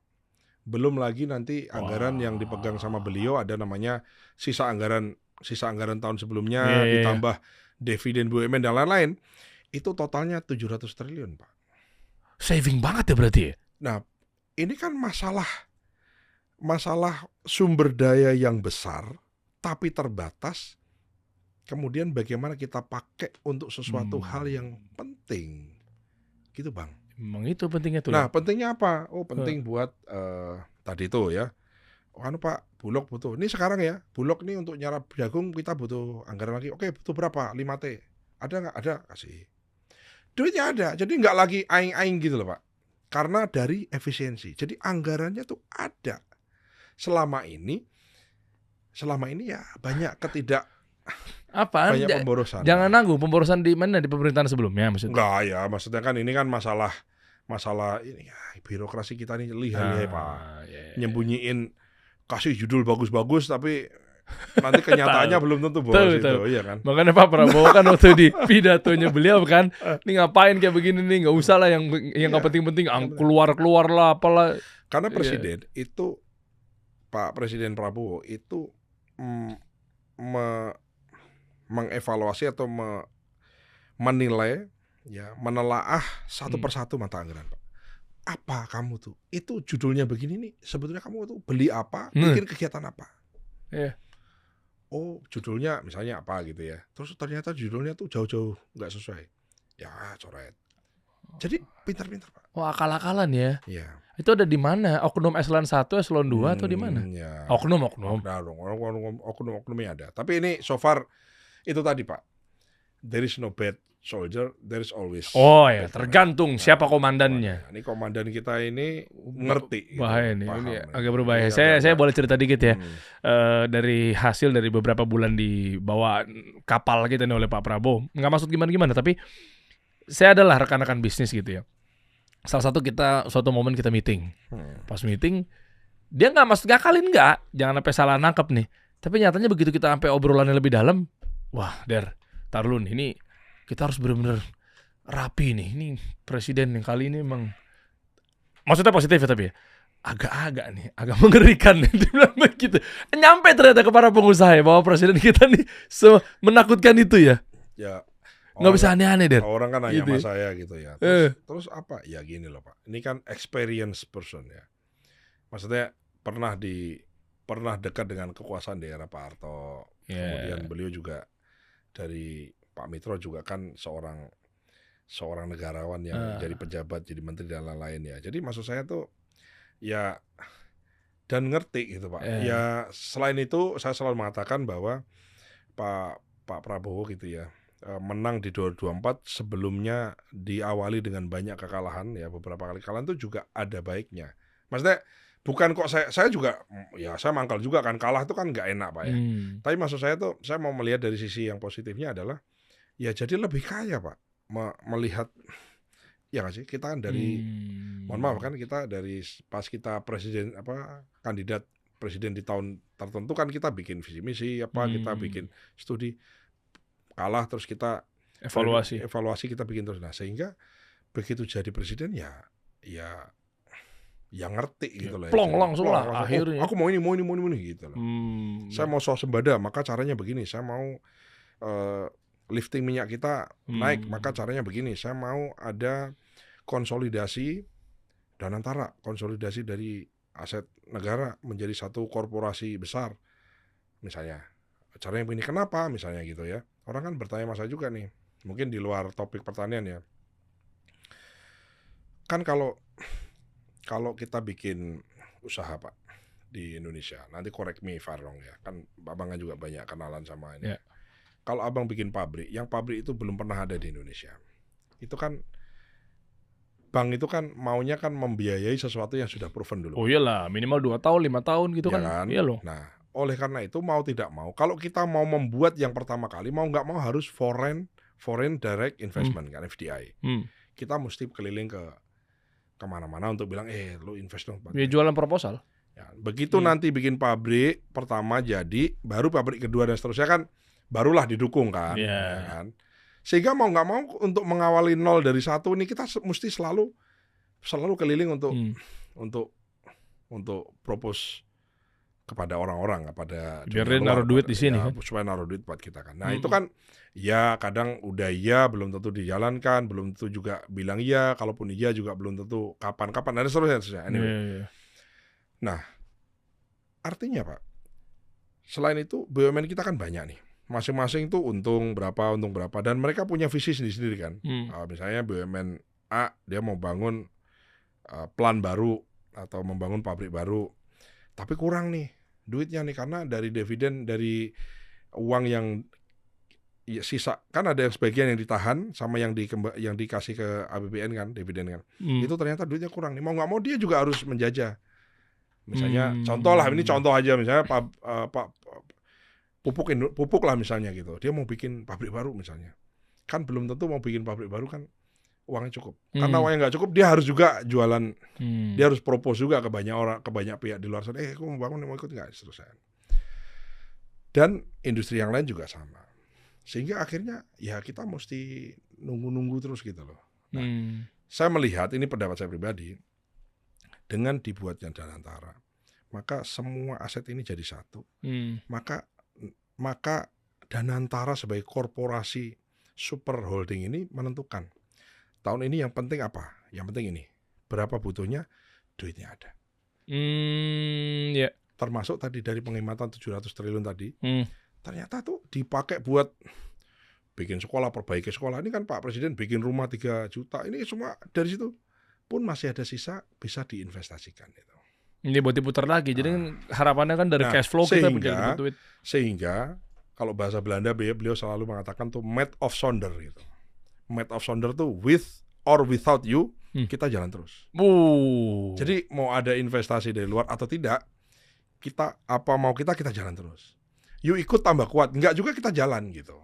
Akhirnya punya presiden nasionalisme tinggi. Jadi ini sebetulnya saya melihat di situ Pak, kita lebih karena kita nih kaya bener gitu, kaya bener. Cuman ya kadang-kadang kan, aduh kaya tapi kan kita ini SDM-nya kurang, kaya tapi kan kita ini uangnya nggak ada, anggarannya kurang, nggak bisa. Aku Pak, saya sekolah ke Jepang 5 tahun nih, saya pulang bawa laptop rusak 6.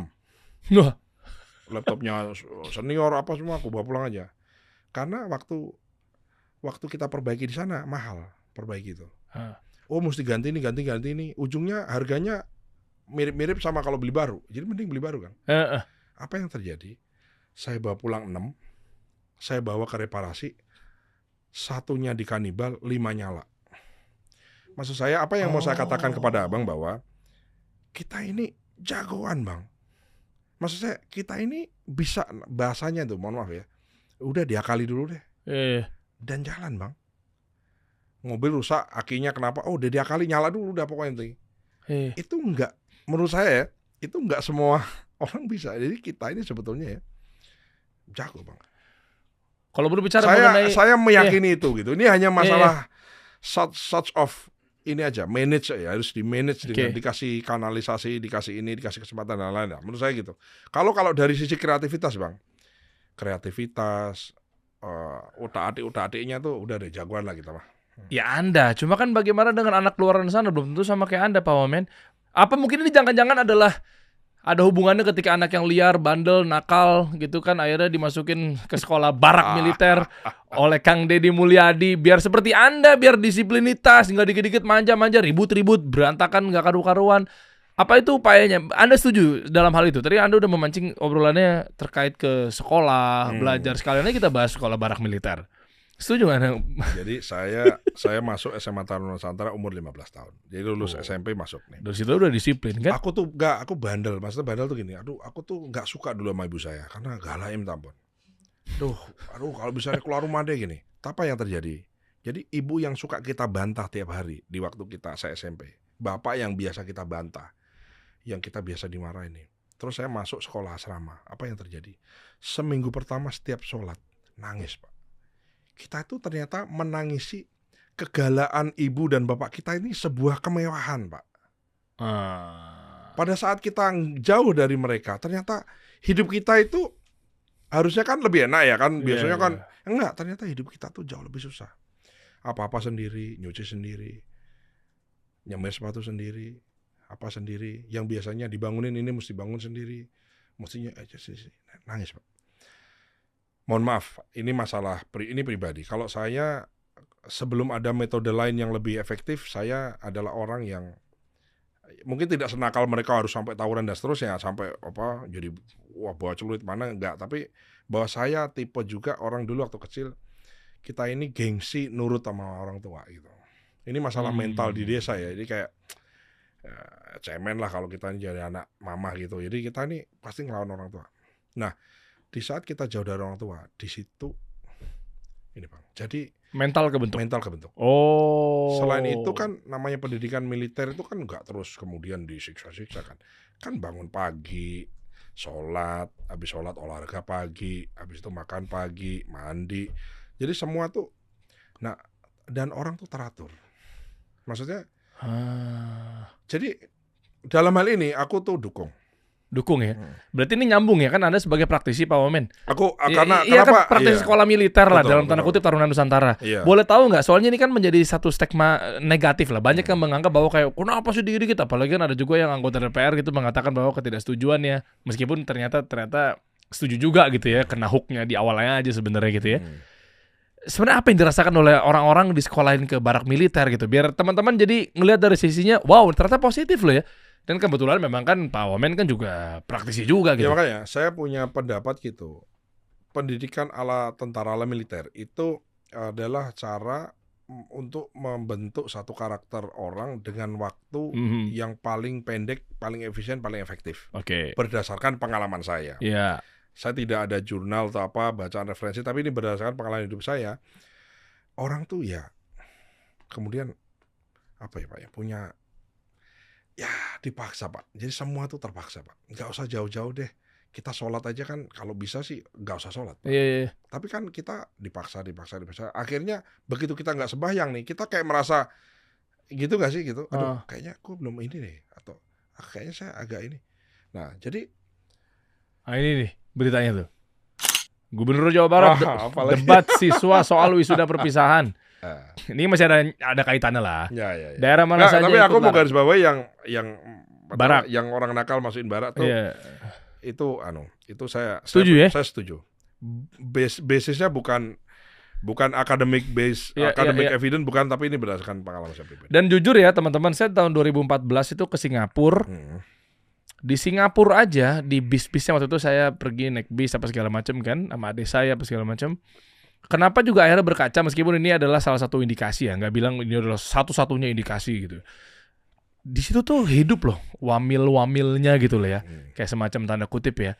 Jadi naik bis, ada rombongan, naik bis ada rombongan. Jadi kayak sempat nanya juga sama supir taksi di sana bahwa kami memang negara kita nih memang lumayan suggest untuk barak militer apa segala macam gitu kan. Akhirnya lebih tertata, disiplinitas, lebih rapi negaranya. Kan kita lihat ya bahwa dia kecil kita gede gitu. Meskipun nggak bisa apple to apple anyway, tapi segitunya ternyata untuk disiplin di barak militer ya. Makanya tadi waktu abang nanya pertama, saya jawabannya kan selama belum ada metode lain.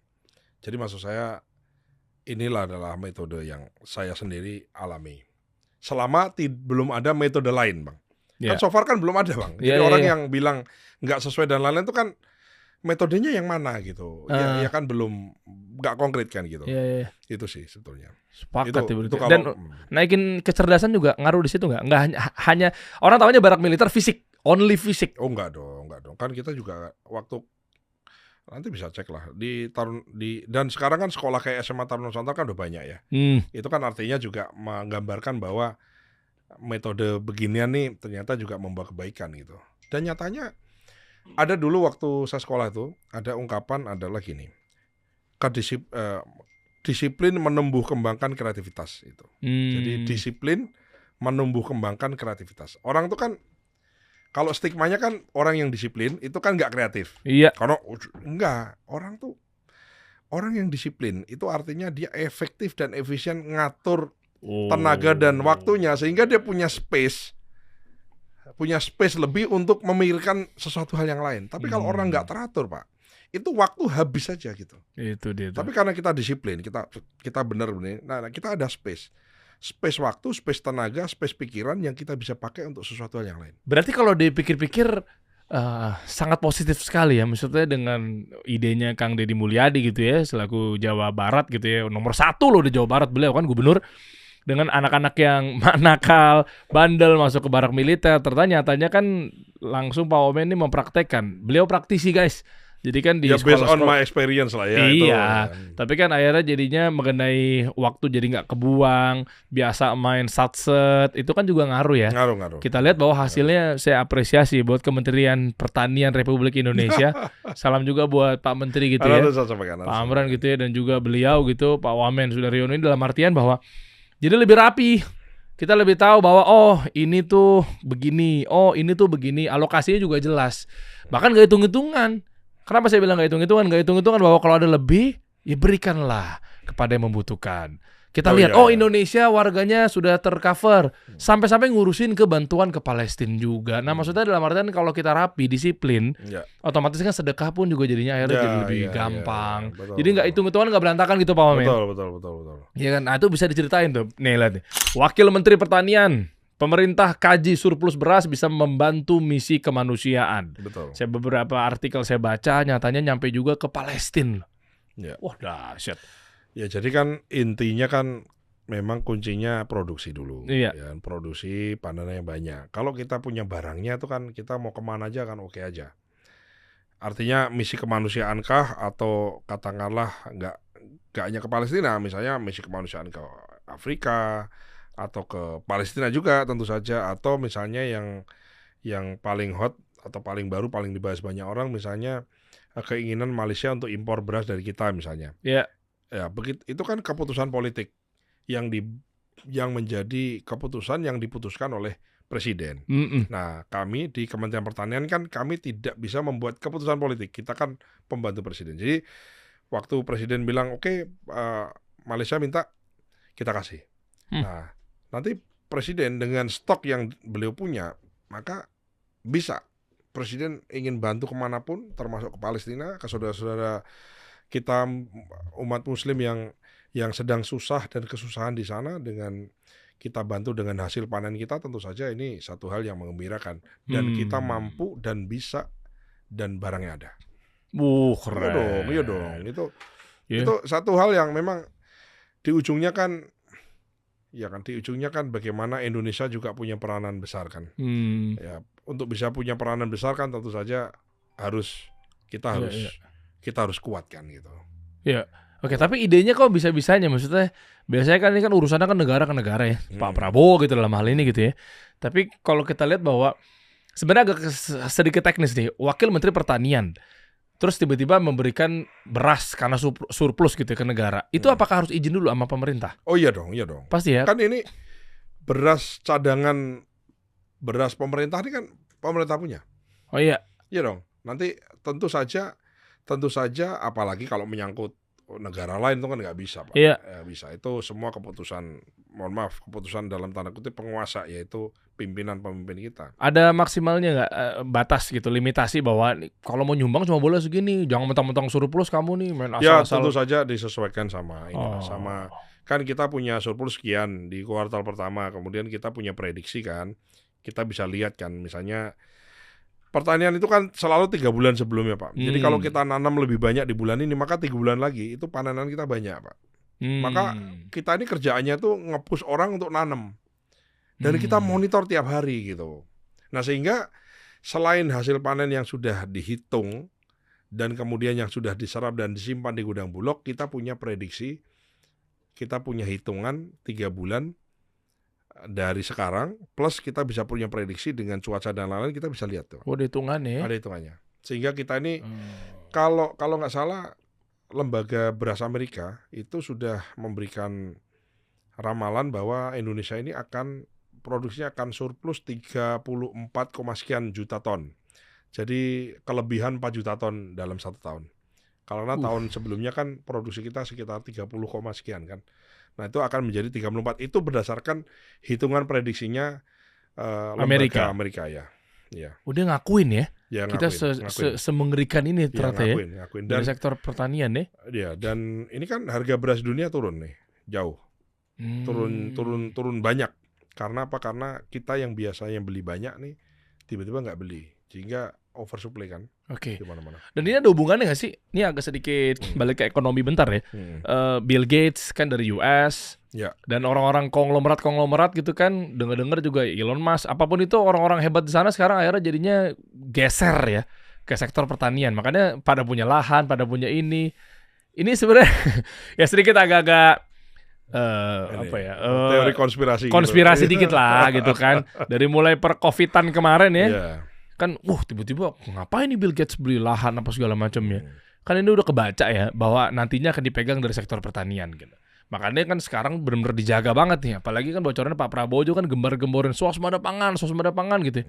Lihat peta-peta politik dunia ini kan, apakah itu menjadi satu arah gitu petanya bahwa ke sana ternyata elit nih gitu atau gimana? Ya, kalau kita lihat Indonesia dulu lah ya. Kita negara besar, pulaunya itu tanahnya subur, matahari terbit sepanjang tahun. Jadi Pak, ya bukan kok kita kemudian, berarti kita maunya jadi negara agraris, nggak mau negara industri kan? Enggak. Industri itu kan basisnya 3 Pak, sumber daya alam kan. Kita kan sumber daya alam kaya. Sumber daya alam apa yang kita kaya? 1, sumber daya alam berbasis migas. Kita kaya gas, kalau minyak kan memang liftingnya menurun. Presiden sedang mengupayakan untuk liftingnya mesti dinaikin. Kita mau nggak mau mesti mandiri di bidang energi kan gitu. Jadi sumber daya alam berbasis migas, sumber daya alam berbasis mineral, boksit, biji besi, tembaga, emas dan lain-lain termasuk nikel. Itu kan kita juga kaya di situ. Dan sumber daya alam berbasis agro. Kita ini kaya sumber daya alam berbasis agro, Pak. Dari 3 ini yang sustain itu berbasis agro. Karena ditanam, panen, tanam lagi, panen, betul nggak? Nah, sehingga ini adalah comparative advantage yang dimiliki oleh Indonesia dibandingkan negara lain. Termasuk comparative advantage-nya adalah terkait iklim dan cuaca. Ya kan, kita nggak ada winter, nggak ada apa. Saya kemarin habis dari Belanda kan, ditugasi Presiden ke Wageningen University and Research, ketemu dengan banyak tokoh pertanian di Belanda, termasuk praktisi greenhouse, praktisi greenhouse. Mereka kan sangat advance tuh. Bisa nanam apa aja lah. Satu kesimpulan, ya memang mereka butuh bikin greenhouse, karena itu adalah andalan mereka. Mereka eksportir hortikultura terbesar kedua di dunia. Negara yang sekecil itu, tapi mereka ekspor besar sekali, karena memang mereka ekspor di situ. Kita ekspor di beras, jagung, ekspor. Kalau kita nyari benih padi terbaik ya kita, Belanda enggak punya. Tapi kalau kita nyari benih tomat, benih apa yang ya mereka punya. Jadi ini semua kan sesuai dengan kebutuhan Pak gitu. Nah, kembali tadi yang pertanyaan tadi, bahwa kita oleh Pak Presiden kita dengan competitive advantage yang kita punya, maka kita ini bisa swasembada pangan dan kita bisa mengupayakan swasembada energi dari bahan bakar nabati kita. Karena kita punya tanah yang luas, subur, matahari sepanjang tahun, dan rakyatnya rajin dan seterusnya ya. Jadi sebetulnya kalau ketahanan pangan dan energi ini ada energi di situ yang juga ada domain pertanian, Bang. Makanya sekarang kan biodieselnya B35, sekarang B40 nih. Nanti awal tahun depan nih kan mau jadi B50. Jadi artinya dari biodiesel, kalau ngisi biodiesel tuh 50% itu sudah dari sawit. Udah bisa dari nabati ternyata. Dari nabati. Jadi kalau sekarang udah 40%. Kenapa? Karena natural resources kita udah mulai habis gitu dari sisi kan minyak. Kita ingin mengurangi ketergantungan kita dengan pihak manapun. Kan kita ingin berdaulat. Jadi kita ingin selama pangan dan energi itu kita bisa bereskan, kita tidak tergantung dengan tidak tergantung sehingga kita tidak bisa didikte katakanlah begitu, sehingga kita itu lebih bisa ngegal-ngegol lah kalau bahasa Jawanya, lebih bisa banyak variasi lah dalam membangun bangsa ini gitu Pak. Jadi ini sekarang kan kita udah B35 dan sudah diuji coba kita bikin B100, artinya dieselnya dari nabati semua, dikasih di mobil dan jalan mobilnya. Keren. Jadi ini nanti tinggal visi ini mesti ya kan? Ya makanya harus perbanyak petani-petani muda. Harus. Karena kan kalau memang mau digembleng-gembleng ke depannya jadi lebih lebih maju lah, ya kan? Cuma pertanyaannya, apa iya gitu? Petani-petani sekarang nih yang muda-muda tuh milenial tuh pengen jadi petani. Gimana cara minatnya? Kan sempat waktu itu Pak Menteri kan sempat statement ya, gaji berapa? 10 juta? 10 sampai 15, 20 juta ya. Iya, itu apakah daya pantik biar yang muda-muda jadi pengen jadi?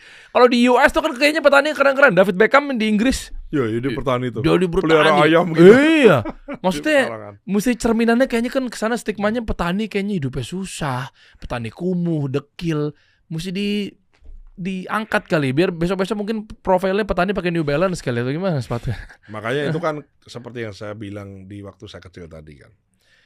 Kalau pertanian seperti waktu saya kecil, ya orang tuh jangankan ya malas Pak, aduh capek, berat ya Pak ya. Terus kadang hasilnya juga nggak menentu, kadang ada hama dan seterusnya. Jadi mau tidak mau memang pertanian ke depan ini mekanisasi. Teknologi. Nah, kita itu nanti lagi-lagi ya, ini ada yang pengulangan ya. Misalnya comparative competitive advantage kita kan adalah lahan kita kan luas, subur dan matahari terbit. Itu tidak terjadi di Jawa gitu Pak. Di Jawa itu kan sawah kita kan sudah dimiliki oleh keluarga-keluarga dengan luasan masing-masing keluarga kan nggak terlalu besar. Sehingga dia ya ngepas lah gitu ya. Nah, sekarang itu opportunity-nya ada di luar Jawa. Nah, jadi kita punya lahan rawa ya. Lahan rawa mineral tuh 6 juta hektar potensi Pak. Artinya urusan air udah ada nih. Tinggal kita olah sedikit, kasih drainase, kita bisa tanamin nih padi, tanamin apa bisa. 6 juta nih. Nah ini sudah kita convert. Tahun 2024 kita sudah mengkonversi lahan rawa menjadi lahan pertanian itu 500.000 hektar. Itu di Merauke, di Kalimantan Tengah, di Kalimantan Selatan. Jadi kita ini a lot of potential gitu. Nah, kembali lagi untuk minat tadi, ya kan? Gimana cara anak-anak muda nih, anak milenial jadi petani? Apakah cukup dengan 10 juta mending mereka kerja di startup? Hitungannya 10, 15, 20-nya dari mana? Dari namanya Brigade Pangan. Jadi kita pertanian ini membuat Brigade Pangan, sudah ada 1.700-an brigade seluruh Indonesia. Itu semuanya di luar Jawa. Jadi masyarakat setempat yang di situ ada lahan yang luas, itu lahannya diolah, kemudian dibuat satu kelompok anak muda, totalnya 15 orang mengelola 200 hektar. 200 hektar 15 orang ini dikasih alsintan, jadi dia nggak nyangkul lagi, dia cuma duduk aja, dia gerak-gerak, dia traktor, dia ini semua nanamnya pakai drone dan seterusnya. Maka setelah dihitung dengan bagi hasil yang punya lahan ini di total tuh 15 orang tuh masing-masing setiap bulan dihitung tuh dia tidak mati 15-20 juta di situ. Jadi bukan kok ikut brigade kemudian digaji, bukan. Dari bagi hasil dari jerih payah dia, tapi mekanisasi Pak. Kalau 200 hektar, 15 orang dia nyangkul nggak selesai. Berarti kan semacam kontrak farming gitu? Ya kayak gitu. Semacam gitu ya? Ya, jadi bagi hasil sama si petaninya keren. Dan itu sudah ada 1.700 brigade pangan di seluruh Indonesia. Dan ini akan naik terus. Kalau nggak salah targetnya lebih dari 3.000. Dan itu anak muda semua. Dan happy. Nanti adalah kalau ada fotonya sih mungkin bisa di-share tuh yang dari Merauke itu. Ada Martinus, dia dapat 25 juta sebulan, dia dapat 20 juta sebulan. Ada orang-orang di Papua tuh. Jadi kita bangga dong ya. Diadu sama Belanda kita bisa mamerin dong bahwa kita nih kuat dari segitu. Lihat ya, Wakil Menteri Pertanian Anda nih. Banyak datanya saya punya di sini. AI kami canggih-canggih Pak Wamen. Tuh, pamer beras dan jagung Indonesia tak kalah dari Belanda. Waktu kemarin Anda ke Belanda ya. Karena itu tadi. Karena kita ahli di situ, karena kita memang butuh itu kan, butuh beras dan jagung kan. Sementara Belanda butuhnya sayur buah dan Iya dong. Kita balikin dong. Ya lu dulu jajah gue, lu sekarang kita nih makmur, kita buktikan kita merdeka nih. Kementerian Pertanian kita nih top. Cuma ya kita memang mesti belajar dari yang jago lah. Kita harus akui bahwa Belanda memang misalnya greenhouse-nya bagus, greenhouse-nya udah otonomous dan lain-lain lah. Greenhouse itu dipaksakan dia jadi bagus karena memang mereka nggak bagus secara tanah. Kan greenhouse yang saya pahami adalah bisa nanam apa aja. Yeah. Makanya dia paksakan untuk bikin greenhouse. Iklimnya tidak mendukung karena 4 musim dalam setahun. Sehingga dia artificial climate. Dia tuh menciptakan energinya besar, Pak. Jadi kalau dingin dipanaskan di dalam ruangan, kalau di luar panas, yang dalam didinginkan, Pak. Iya. Nah, jadi kalau kita kan nggak perlu gitu loh, maksudnya secanggih itu. Bukan kita nggak mau yang canggih-canggih gitu. Saya buktikan di Balai Pertanian di Ketindan di Malang, nanti bisa kapan-kapan aku ajak ke sana. Okay. Ada greenhouse hibah dari pemerintah Korea. Kalau nggak salah harganya 3M lah. Wah, bagus Pak, pakai IoT, ya kan, pakai Internet of Things gitu. Nah, ini semua. Aku challenge orang situ. Kalau orang pergi ke sini terus bilang ini 3 miliar, nggak ada orang bikin greenhouse 3 miliar. Lah terus gimana Pak? Nggak, gini, saya challenge kalau ada yang bisa reverse engineering ini, kemudian harganya 200-300 juta, tak cariin anggaran, tak cariin dana, entah CSR, entah hamba Allah siapa gitu mau, tak bikinin. Terus bilang, Pak kami siapa? Dibikin 270 juta. Bisa tuh. Bisa, melonnya manisnya sama, Internet of Things-nya sama. Jadi outputnya sama, inputnya yang beda. Nggak perlu 3M. 270 juta, hasilnya sama. Gitu Pak. Jadi kalau dengan begitu kan artinya orang semangat dong. Ya, kalau belum apa-apa udah 3M duluan ya orang nggak mau lah. Kenapa nggak menggiurkan? Padahal kan bisa aja, tulis aja di pengajuan penawaran 3M tapi dibikinnya 270. Nah, jangan gitu. Enggak masalah. Enggak bisa dipancing gitu ya. Ya kan maksudnya kan ini kan seksi kerap kali menjadi permainan oknum-oknum di kementerian. Project-project begitu. Padahal boleh loh, 3M juga di approve aja. Ya makanya gini kan tujuannya tadi adalah supaya banyak anak muda yang mau. Jadi nggak ngelokro dulu, nggak patah semangat dulu. Orang datang nih ke pertanian. Mau Pak bikin greenhouse Pak ini. Dia udah nih bagus nih. Kamu contoh berapa 3M? Balik kanan Pak. Gitu Mas. Ya kan? Iya kan? Tapi jadi males ya. Kalau 270 ya mungkin berapa 10 orang atau berapa orang kita bisa lah Pak gitu. Dan melonnya jadi panen bagus. Ya tapi kan 3M tadi kan pakai dana pemerintah juga bisa maksud saya. Jadi milenial nggak balik badan. Kan dibantu katanya. Lah kan kita mau bantu bukan segelintir milenial. Kita mau bantu banyak milenial. Nah sehingga kita ingin, selalu saya bilang gini, orang bikin riset, dari riset kemudian di applied, ya diaplikasikan, jalan. Nah kadang-kadang udah jalan nih, gini loh Pak, jangan sampai kita, Kementerian Pertanian yang expert, punya academic evidence-nya jelas, jurnalnya jelas, penelitiannya jelas, kemudian aplikasinya jelas nih, kalah sama orang yang bilang gini, cara membuat greenhouse yang benar di viral di TikTok. Terus orang tuh belajar bikin greenhouse. Ini enggak sampai 300 juta, cukup 150 juta sudah bagus. Caranya begini bukan dia ikuti aja, gagal Pak. Hilang duit 150 juta. Atau gagal duit 200 juta karena yang benar kalah viral sama yang salah. Itu. Zaman sekarang memang bahaya Pak, bahaya. Harus dibendung tuh karena langsung bahaya. Langsung apa ya, seakan-akan yang viral, view-nya gede, itu tervalidasi bahwa ini yang benar gitu ya. Padahal kan nggak benar. Iya. Aku udah lihat tuh, orang cara bikin pakan ternak yang benar, campurannya ini itu. Nggak ada Pak, academic evidence-nya, nggak ada penelitian base-nya.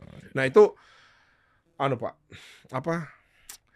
itulah yang harus, saya bilang gitu, kita nggak bisa business as usual. Pertanian ini, makanya saya lagi coba ya, maksudnya dengan cara berpikir kita yang anak muda nih bro, itu bagaimana kita bisa memahami sudut pandang mereka, accessible gitu. Udah nggak bisa lagi orang tuh dibikinin wah, nih panduan mendirikan greenhouse segini, modul-modul gitu ya. Nggak lagi begitu kan, maunya kan pakai video gitu ya kan, begini. Sekarang aja orang misalnya umroh lah gitu. Terus dikasih cara pakai ihram. Nggak lagi Pak buka gambar Pak, itu di YouTube aja tuh. Saya pernah itu umroh pertama kali saya umroh tuh. Kan kita kan daripada takut keliru kan, aku telepon lah hotel kan di Jeddah. Excuse me, can you send somebody to my room? I want to know exactly how to wear ihram. Kata si orang di ujung telepon, YouTube. Disuruh ke YouTube. Kurang solusi juga ya orang sana ya. Tiba-tiba tapi solusinya suruh nonton YouTube. Udah enggak, please apa enggak? YouTube gitu Pak. Coba YouTube aja deh. Nah, maksud saya itu jadi PR satu ya. Tadi itu Internet of Things, AI itu yang saya lagi coba mau enggak, maksudnya mungkin enggak selesai di minggu ini, bulan ini, tahun ini, bisa jadi butuh proses karena memintarkan AI itu lama, tapi harus kita mulai satu. Yang kedua adalah bagaimana fill the gap antara hasil riset atau applied dari hasil riset itu kemudian bisa dinikmati, cara-caranya ini, metodologinya ini bisa dinikmati oleh khalayak lebih luas gitu. Jadi orang tuh nggak bingung. Ini kan antara orang mau menyediakan informasi sama pencari informasinya kan nggak nyambung. Iya. Akhirnya dia nyari di TikTok, nyari di mana, wah salah Pak. Cara mencampur apa salah. Itu nanti ayamnya mati semua gitu. Iya, dikerjain sama milenial kan di TikTok tuh konsumtifnya kan. Mereka praktekin gagal. Begitu gagal dia langsung bilang wah ini pertanian kita ternyata tidak cocok. Waduh. Karena tadi kan langsung konkret aja, ketemu sama milenial, dibina, dituntun apa segala macamnya. Nggak heran Anda dinobatkan sebagai Bapak Pembina Petani Milenial. Tuh. Wakil Menteri Pertanian Sudaryono dinobatkan menjadi Bapak Pembina Petani Milenial. Aku protes itu. Kalau kau protes? Lah masuk 40 tahun dibilang bapak gitu. Gue milenial juga Bos. Iya. Tiba-tiba gua lu. Keren.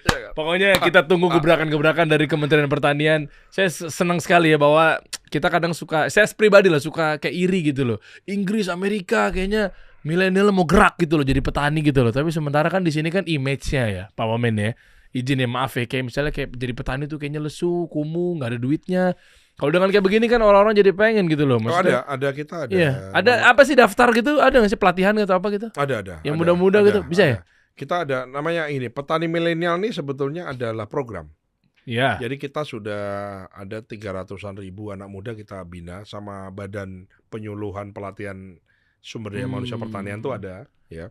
Dari 300 ribu itu yang champion mungkin 30-an ribu lah. Ada yang ekspor gula aren, ada yang apa. Jadi sudah ekspor, ada yang ekspor sayuran, ada yang ekspor ke Singapura tuh ada ekspor. Ada yang ekspor kemangi gitu ke Singapura ada. Jadi daftarnya tuh apa? Kayak pelatihannya atau mungkin membernya di website resmi Kementerian Pertanian? Nah, nanti itu gini. WA aja langsung. Iya, enggak. Itu biar bikin Anda pusing lagi, WA aja. WA semua. Sekali lagi gini, Bang. Sekali lagi kalaupun kita pakai pelatihan itu tidak bisa menjangkau yang banyak. Saya meyakini bahwa tutorial yang easy, simple, mudah dipahami itu dulu kita taruh di sosmed atau dalam bentuk tutorial ya. Nah, aku saya jujur aja, saya kan habis pulang dari balai kami yang di Sukabumi, bahwa ternyata mereka tuh punya pengolahan coklat, punya pembibitan coklat, kopi. Maksud saya tuh ini negara keren, Pak. Saya jujur bukan apa-apa ya. Maksud saya negara ini keren, Pak. Pertanian tuh punya 68 balai pembibitan, balai inseminasi buatan, balai vaksin, macam-macam, Pak. Balai padi, balai jagung, balai emisi karbon. Banyak, Pak. Jadi ini adalah satu kementerian yang saya tahu ya, adalah Kementerian Pertanian, kementerian yang berbasis research. Dan itu juga terjadi di kementerian lain. Saya yakin ini negara secara infrastruktur itu keren. Keren, Pak.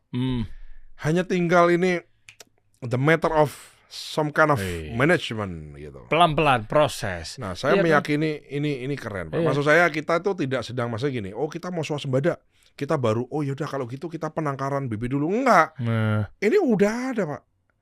Bibitnya dari mana, semua ya seperti apa. Kita butuh di sepanjang Pantura. Itu karena di situ ada airnya payau karena nyampur sama air laut nih. Waduh, ini bibitnya ada, Pak. Bibit padi untuk air payau itu ada, Pak. Tinggal dimonetize aja ya. Jadi ini masalah itu tadi. Maksudnya kita tidak kalau kita punya keinginan tuh tidak kita memulai semua dari nol, enggak. Kita nih sebetulnya tinggal mau dan mampu, dan kita mampu, Pak. Maksud saya ini bukan sok gimana ya, tapi ini kita ngasih confident bahwa kita negara ini keren, Pak. Undang-undangnya keren, ya kan. Kemudian kayak pasal 33 itu kan keren, Pak. Ya itu.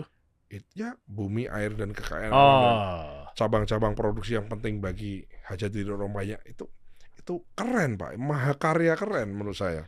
Ya berarti pas lah ya, istilahnya di sekarang ini kan lagi udah tahu nih celahnya nih Pak Prabowo dan lain sebagainya.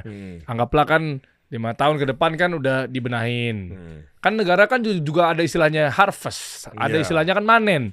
Berarti nanti 5 tahun berikutnya manennya kita makmur bersama, adil dan makmur. Betul. Kalau saya butuh 2 periode dong berarti ya. Waduh, langsung jualan. Loh, Anda jangan pakai baju partai Anda dong. Anda jangan pakai baju partai penguasa dong. Bener dong. 5 tahunnya bebenar rapi, 5 tahunnya memanen rakyat. Berarti harus di tangan satu orang terus gitu ya. Iya, kalau kan saya bertanya, Abang kan nanya sama saya kan, ya pendapat saya pribadi ya saya bilang ya harus. Kan Pak Prabowo kan kemarin rame itu kan ditanya, pokoknya jangan ngomongin 2 periode dulu gitu. Saya mau buktiin dulu apakah saya layak, program saya juga baik. Itu kan cara humble beliau ya, betapa humble-nya beliau. Ya tentu saja sekarang pun ini ngomongin politik sedikit karena saya background saya Gerindra ya. Tentu saja sekarang fokusnya kader Gerindra itu ya punya keinginan 2 periode dengan cara kita mendukung program pemerintah, mensukseskan program pemerintah, menjadi mata, telinga, corong yang baik bagi pemerintah. Yang baik kita sampaikan baik, yang kurang baik kita sampaikan kurang baik untuk kita benahi. Serap gabah 6.500 bulog, banyak sekali petani mengakui terima kasih Pak Presiden dan seterusnya. Tapi ada 1-2 yang memang belum. Itu yang kita akan benahi. Apakah nanti kecepatan dari tim bulog kita untuk nyerap di tempat-tempat yang memang selama ini sulit dan seterusnya. Jadi bahwa kita tidak mungkin bisa menjangkau semua orang, tapi keinginan kita adalah menjangkau sebanyak mungkin orang. Karena Pak Prabowo mengatakan kepada kami bahwa hakikat pembangunan tuh simpelnya apa sih sebetulnya? Apa sih tujuan pembangunan? Tujuan pembangunan adalah menciptakan orang kaya baru sebanyak mungkin. Wow. Artinya mensejahterakan sebanyak mungkin orang gitu, Pak. Ya kan gitu. Yang tadinya nggak kaya jadi kaya, yang tadinya kaya setengah kaya jadi kaya, yang tadinya kaya. Artinya orang yang sudah kaya pun boleh, Pak.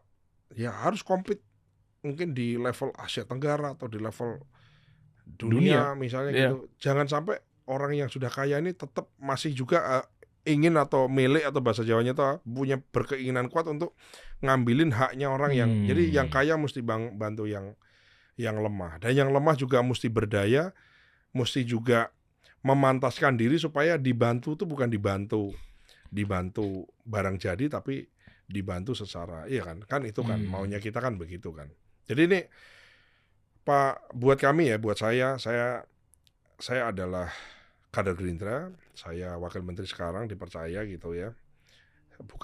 Dan Pak Prabowo mengatakan bahwa tugas negara itu di atas segala golongan atau di atas segala organisasi atau apapun yang melekat di diri kita. Jadi kata agama mengatakan kan sebaik-baiknya orang yang bermanfaat bagi manusia orang. Jadi kemarin saya ketemu siapa ya, Ustadz siapa saya lupa ya. Jadi Pak Wamen, kalau Pak Wamen sebagai wakil menteri membantu orang dengan cara membagi uang 10.000 ke 10 orang, ya bagus gitu. Tapi itu bukan itu, tidak optimal gitu sebagai kapasitas sebagai kan gitu. Jadi orang itu kan juga bermanfaat bagi orang lain. Menurut saya nih Pak ya, adalah bagaimana bermanfaat bagi orang sesuai dengan kapasitas, Pak. Kalau saya kapasitasnya wakil menteri, maka saya daya gunakan bermanfaat sebesar-besarnya untuk sebanyak mungkin orang dengan kapasitasnya sebagai wakil menteri. Saya meyakini itu. Aku mungkin nggak terlalu ahli, tapi ya pokoknya saya yakin kalau kata ibu saya mengatakan, wong apik iku apik dhewe gitu. Jadi orang yang berbuat baik itu udah paling bagus lah, kata ibu saya bilang gitu. Jadi ya kita berbuat baik aja. Ya gak sih? Ya, siap. Akhirnya saya dapat lega sekali nih perasaan bahwa bagaimana Kementerian Pertanian ini jalan dengan mulus kan. Selama ini kan takutnya kan bertanya-tanya kenapa beras begini, ternyata ada tujuan yang baik di belakang sana gitu kan. Ya. Tapi emang efisiensi udah aku jawab, efisiensi dan antara aku jawab. Dijawab semua loh. Saya bingung sebenarnya. Anda tujuannya kemana sih, mau jadi orang nomor berapa di negara ini? Nggak usah, nanti dijawabin nanti di pertemuan berikutnya ya. Jangan sampai jadi isu nih bro. Bukan, gue kayaknya bisa ahli di semua bidang kan bingung masa. Nanti kita bahas lah. Terima kasih Pak Wamen. Terima kasih. Sudah digantungin. Biar wartawan bertanya-tanya sendiri ya. Iya kan, maksudnya ya sudah lah, kita lihat nanti kira-kira gebrakan seperti apa. Update lagi ya Pak Wamen ya di sektor pertanian ya. Bakal ada apa dan apa kontribusi buat kami milenial, siapa tahu bisa ikutan kontribusi buat negara. Itu tadi ya, saya kira dua. Untuk anak muda, dua yang saya pengen banget. Sekarang lagi saya kerjakan tuh atau tadi AI tadi ya, untuk kita membantu bagaimana adopt teknologi untuk memudahkan segala hal. Karena semuanya berulang, semuanya berpola, dan itu mengulang dari tahun ke tahun. Jadi saya kira dengan pola itu artinya kan kita bisa punya space lah. Kalau kita pakai robot, maka kita punya space, waktu, tenaga yang baru untuk kita bisa digunakan. Jadi AI itu menurut saya bukan musuh dalam pertanian. Ini adalah kolaborasi yang bagus menurut saya. Tentu saja ini tinggal cepat atau lambat dan harus kita kerjakan dari sekarang. Saya berharap tahun ini, syukur-syukur tahun depan mesti barang itu bisa jadi. Yang kedua adalah tadi itu, concern saya untuk anak muda itu urusan teknologi. Nah, yang kedua adalah bagaimana anak muda itu mengakses informasi yang benar. Kalau dia ingin bertani, sayuran, buah, bunga, atau misalnya bikin peternakan ayam, telur, dan lain-lain, dengan metode yang benar. Nah, maka itu menjadi tanggung jawab kami. Mungkin di pertanian sekarang lagi fokus urusannya nanam, maka saya berusaha untuk mengambil peranan kecil tadi itu, bagaimana orang jangan sampai belajar dari sosmed yang sumbernya salah sehingga hasilnya salah. Ya kan? Salah viral, benar nggak viral, orang percaya sama yang salah yang viral tadi sehingga dia gagal. Itu bahaya tuh. Itu aja 2 poin itu aja untuk khususnya untuk anak muda. Saya pengen ke situ sambil kita lihat sambil jalan apa sih sebetulnya yang dibutuhkan sama mereka itu. Makanya anak-anak muda juga harus menjadi konten kreator yang benar. Betul. Ya kan, makanya pesannya Bang Menteri saya kan, Bang Teguh Rifki kan begitu. Ya kan, misalnya biar lebih jangan keluarin berita-berita hoax, lu saring dulu. Baru ntar keluarnya jadi lebih top. Kita kolaborasi nanti ya. Pokoknya Kementerian Pertanian. Aku mau. Kalau ada konten kreator yang bisa. Ya. Ini kan kreativitas Bang. Ya nanti ada kita main-main ke kantor kementerian boleh ya? Boleh dong ya. Iya dong, ya kan. Siap juga kok kita kok. Jadi bantu. Ada kegiatan. Aku mau terdekat ya? Iya. Boleh. Ekspor lah. Kalau anak muda kan suka ekspor. Iya, boleh. Aku lagi nego ke pemerintah China untuk kita bisa ekspor durian, karena kita ekspor a lot of durian. Dan kita itu sementara ini ekspornya ke Thailand. Kabarnya tuh dari Thailand diekspor ke China. Jadi ngapain kita? Mendingan langsung ke sono. Harganya bisa langsung marginal lebih tebal. Yang kedua, kita adalah produsen sarang burung walet terbesar di dunia. Oh iya. Kita. Sarang burung walet itu gila. Walet apa seriti nih? Walet kan? Beda kalau seriti kan. Iya kan? Oke, cakep. Nanti ikut dong. Aku bawa kawan-kawan dan komunitasku gitu ke sana. Boleh. Ya, boleh. Komunitas pengusaha muda kita Bang, punya. Ini kan lagi nego nih. Iya. Ini dengan China. Ini kalau goal nanti kita ke Palu, kita gunting pita. Wih. Oh ya, sama Didi Total Politik. Oh ya, ikut kita bawalah pasukan anak-anak milenial kita nih, pengusaha muda nih. Indonesia aja. Oke. Gimana Pak Men? Oke. Ya, kita ajak pasukan berani mati takut lapar ya. Sama ya. Berani mati takut lapar. Sama dong ya. Siap. Makasih Pak Men. Thank you. Sama-sama, thank you. Kita kasih solusi.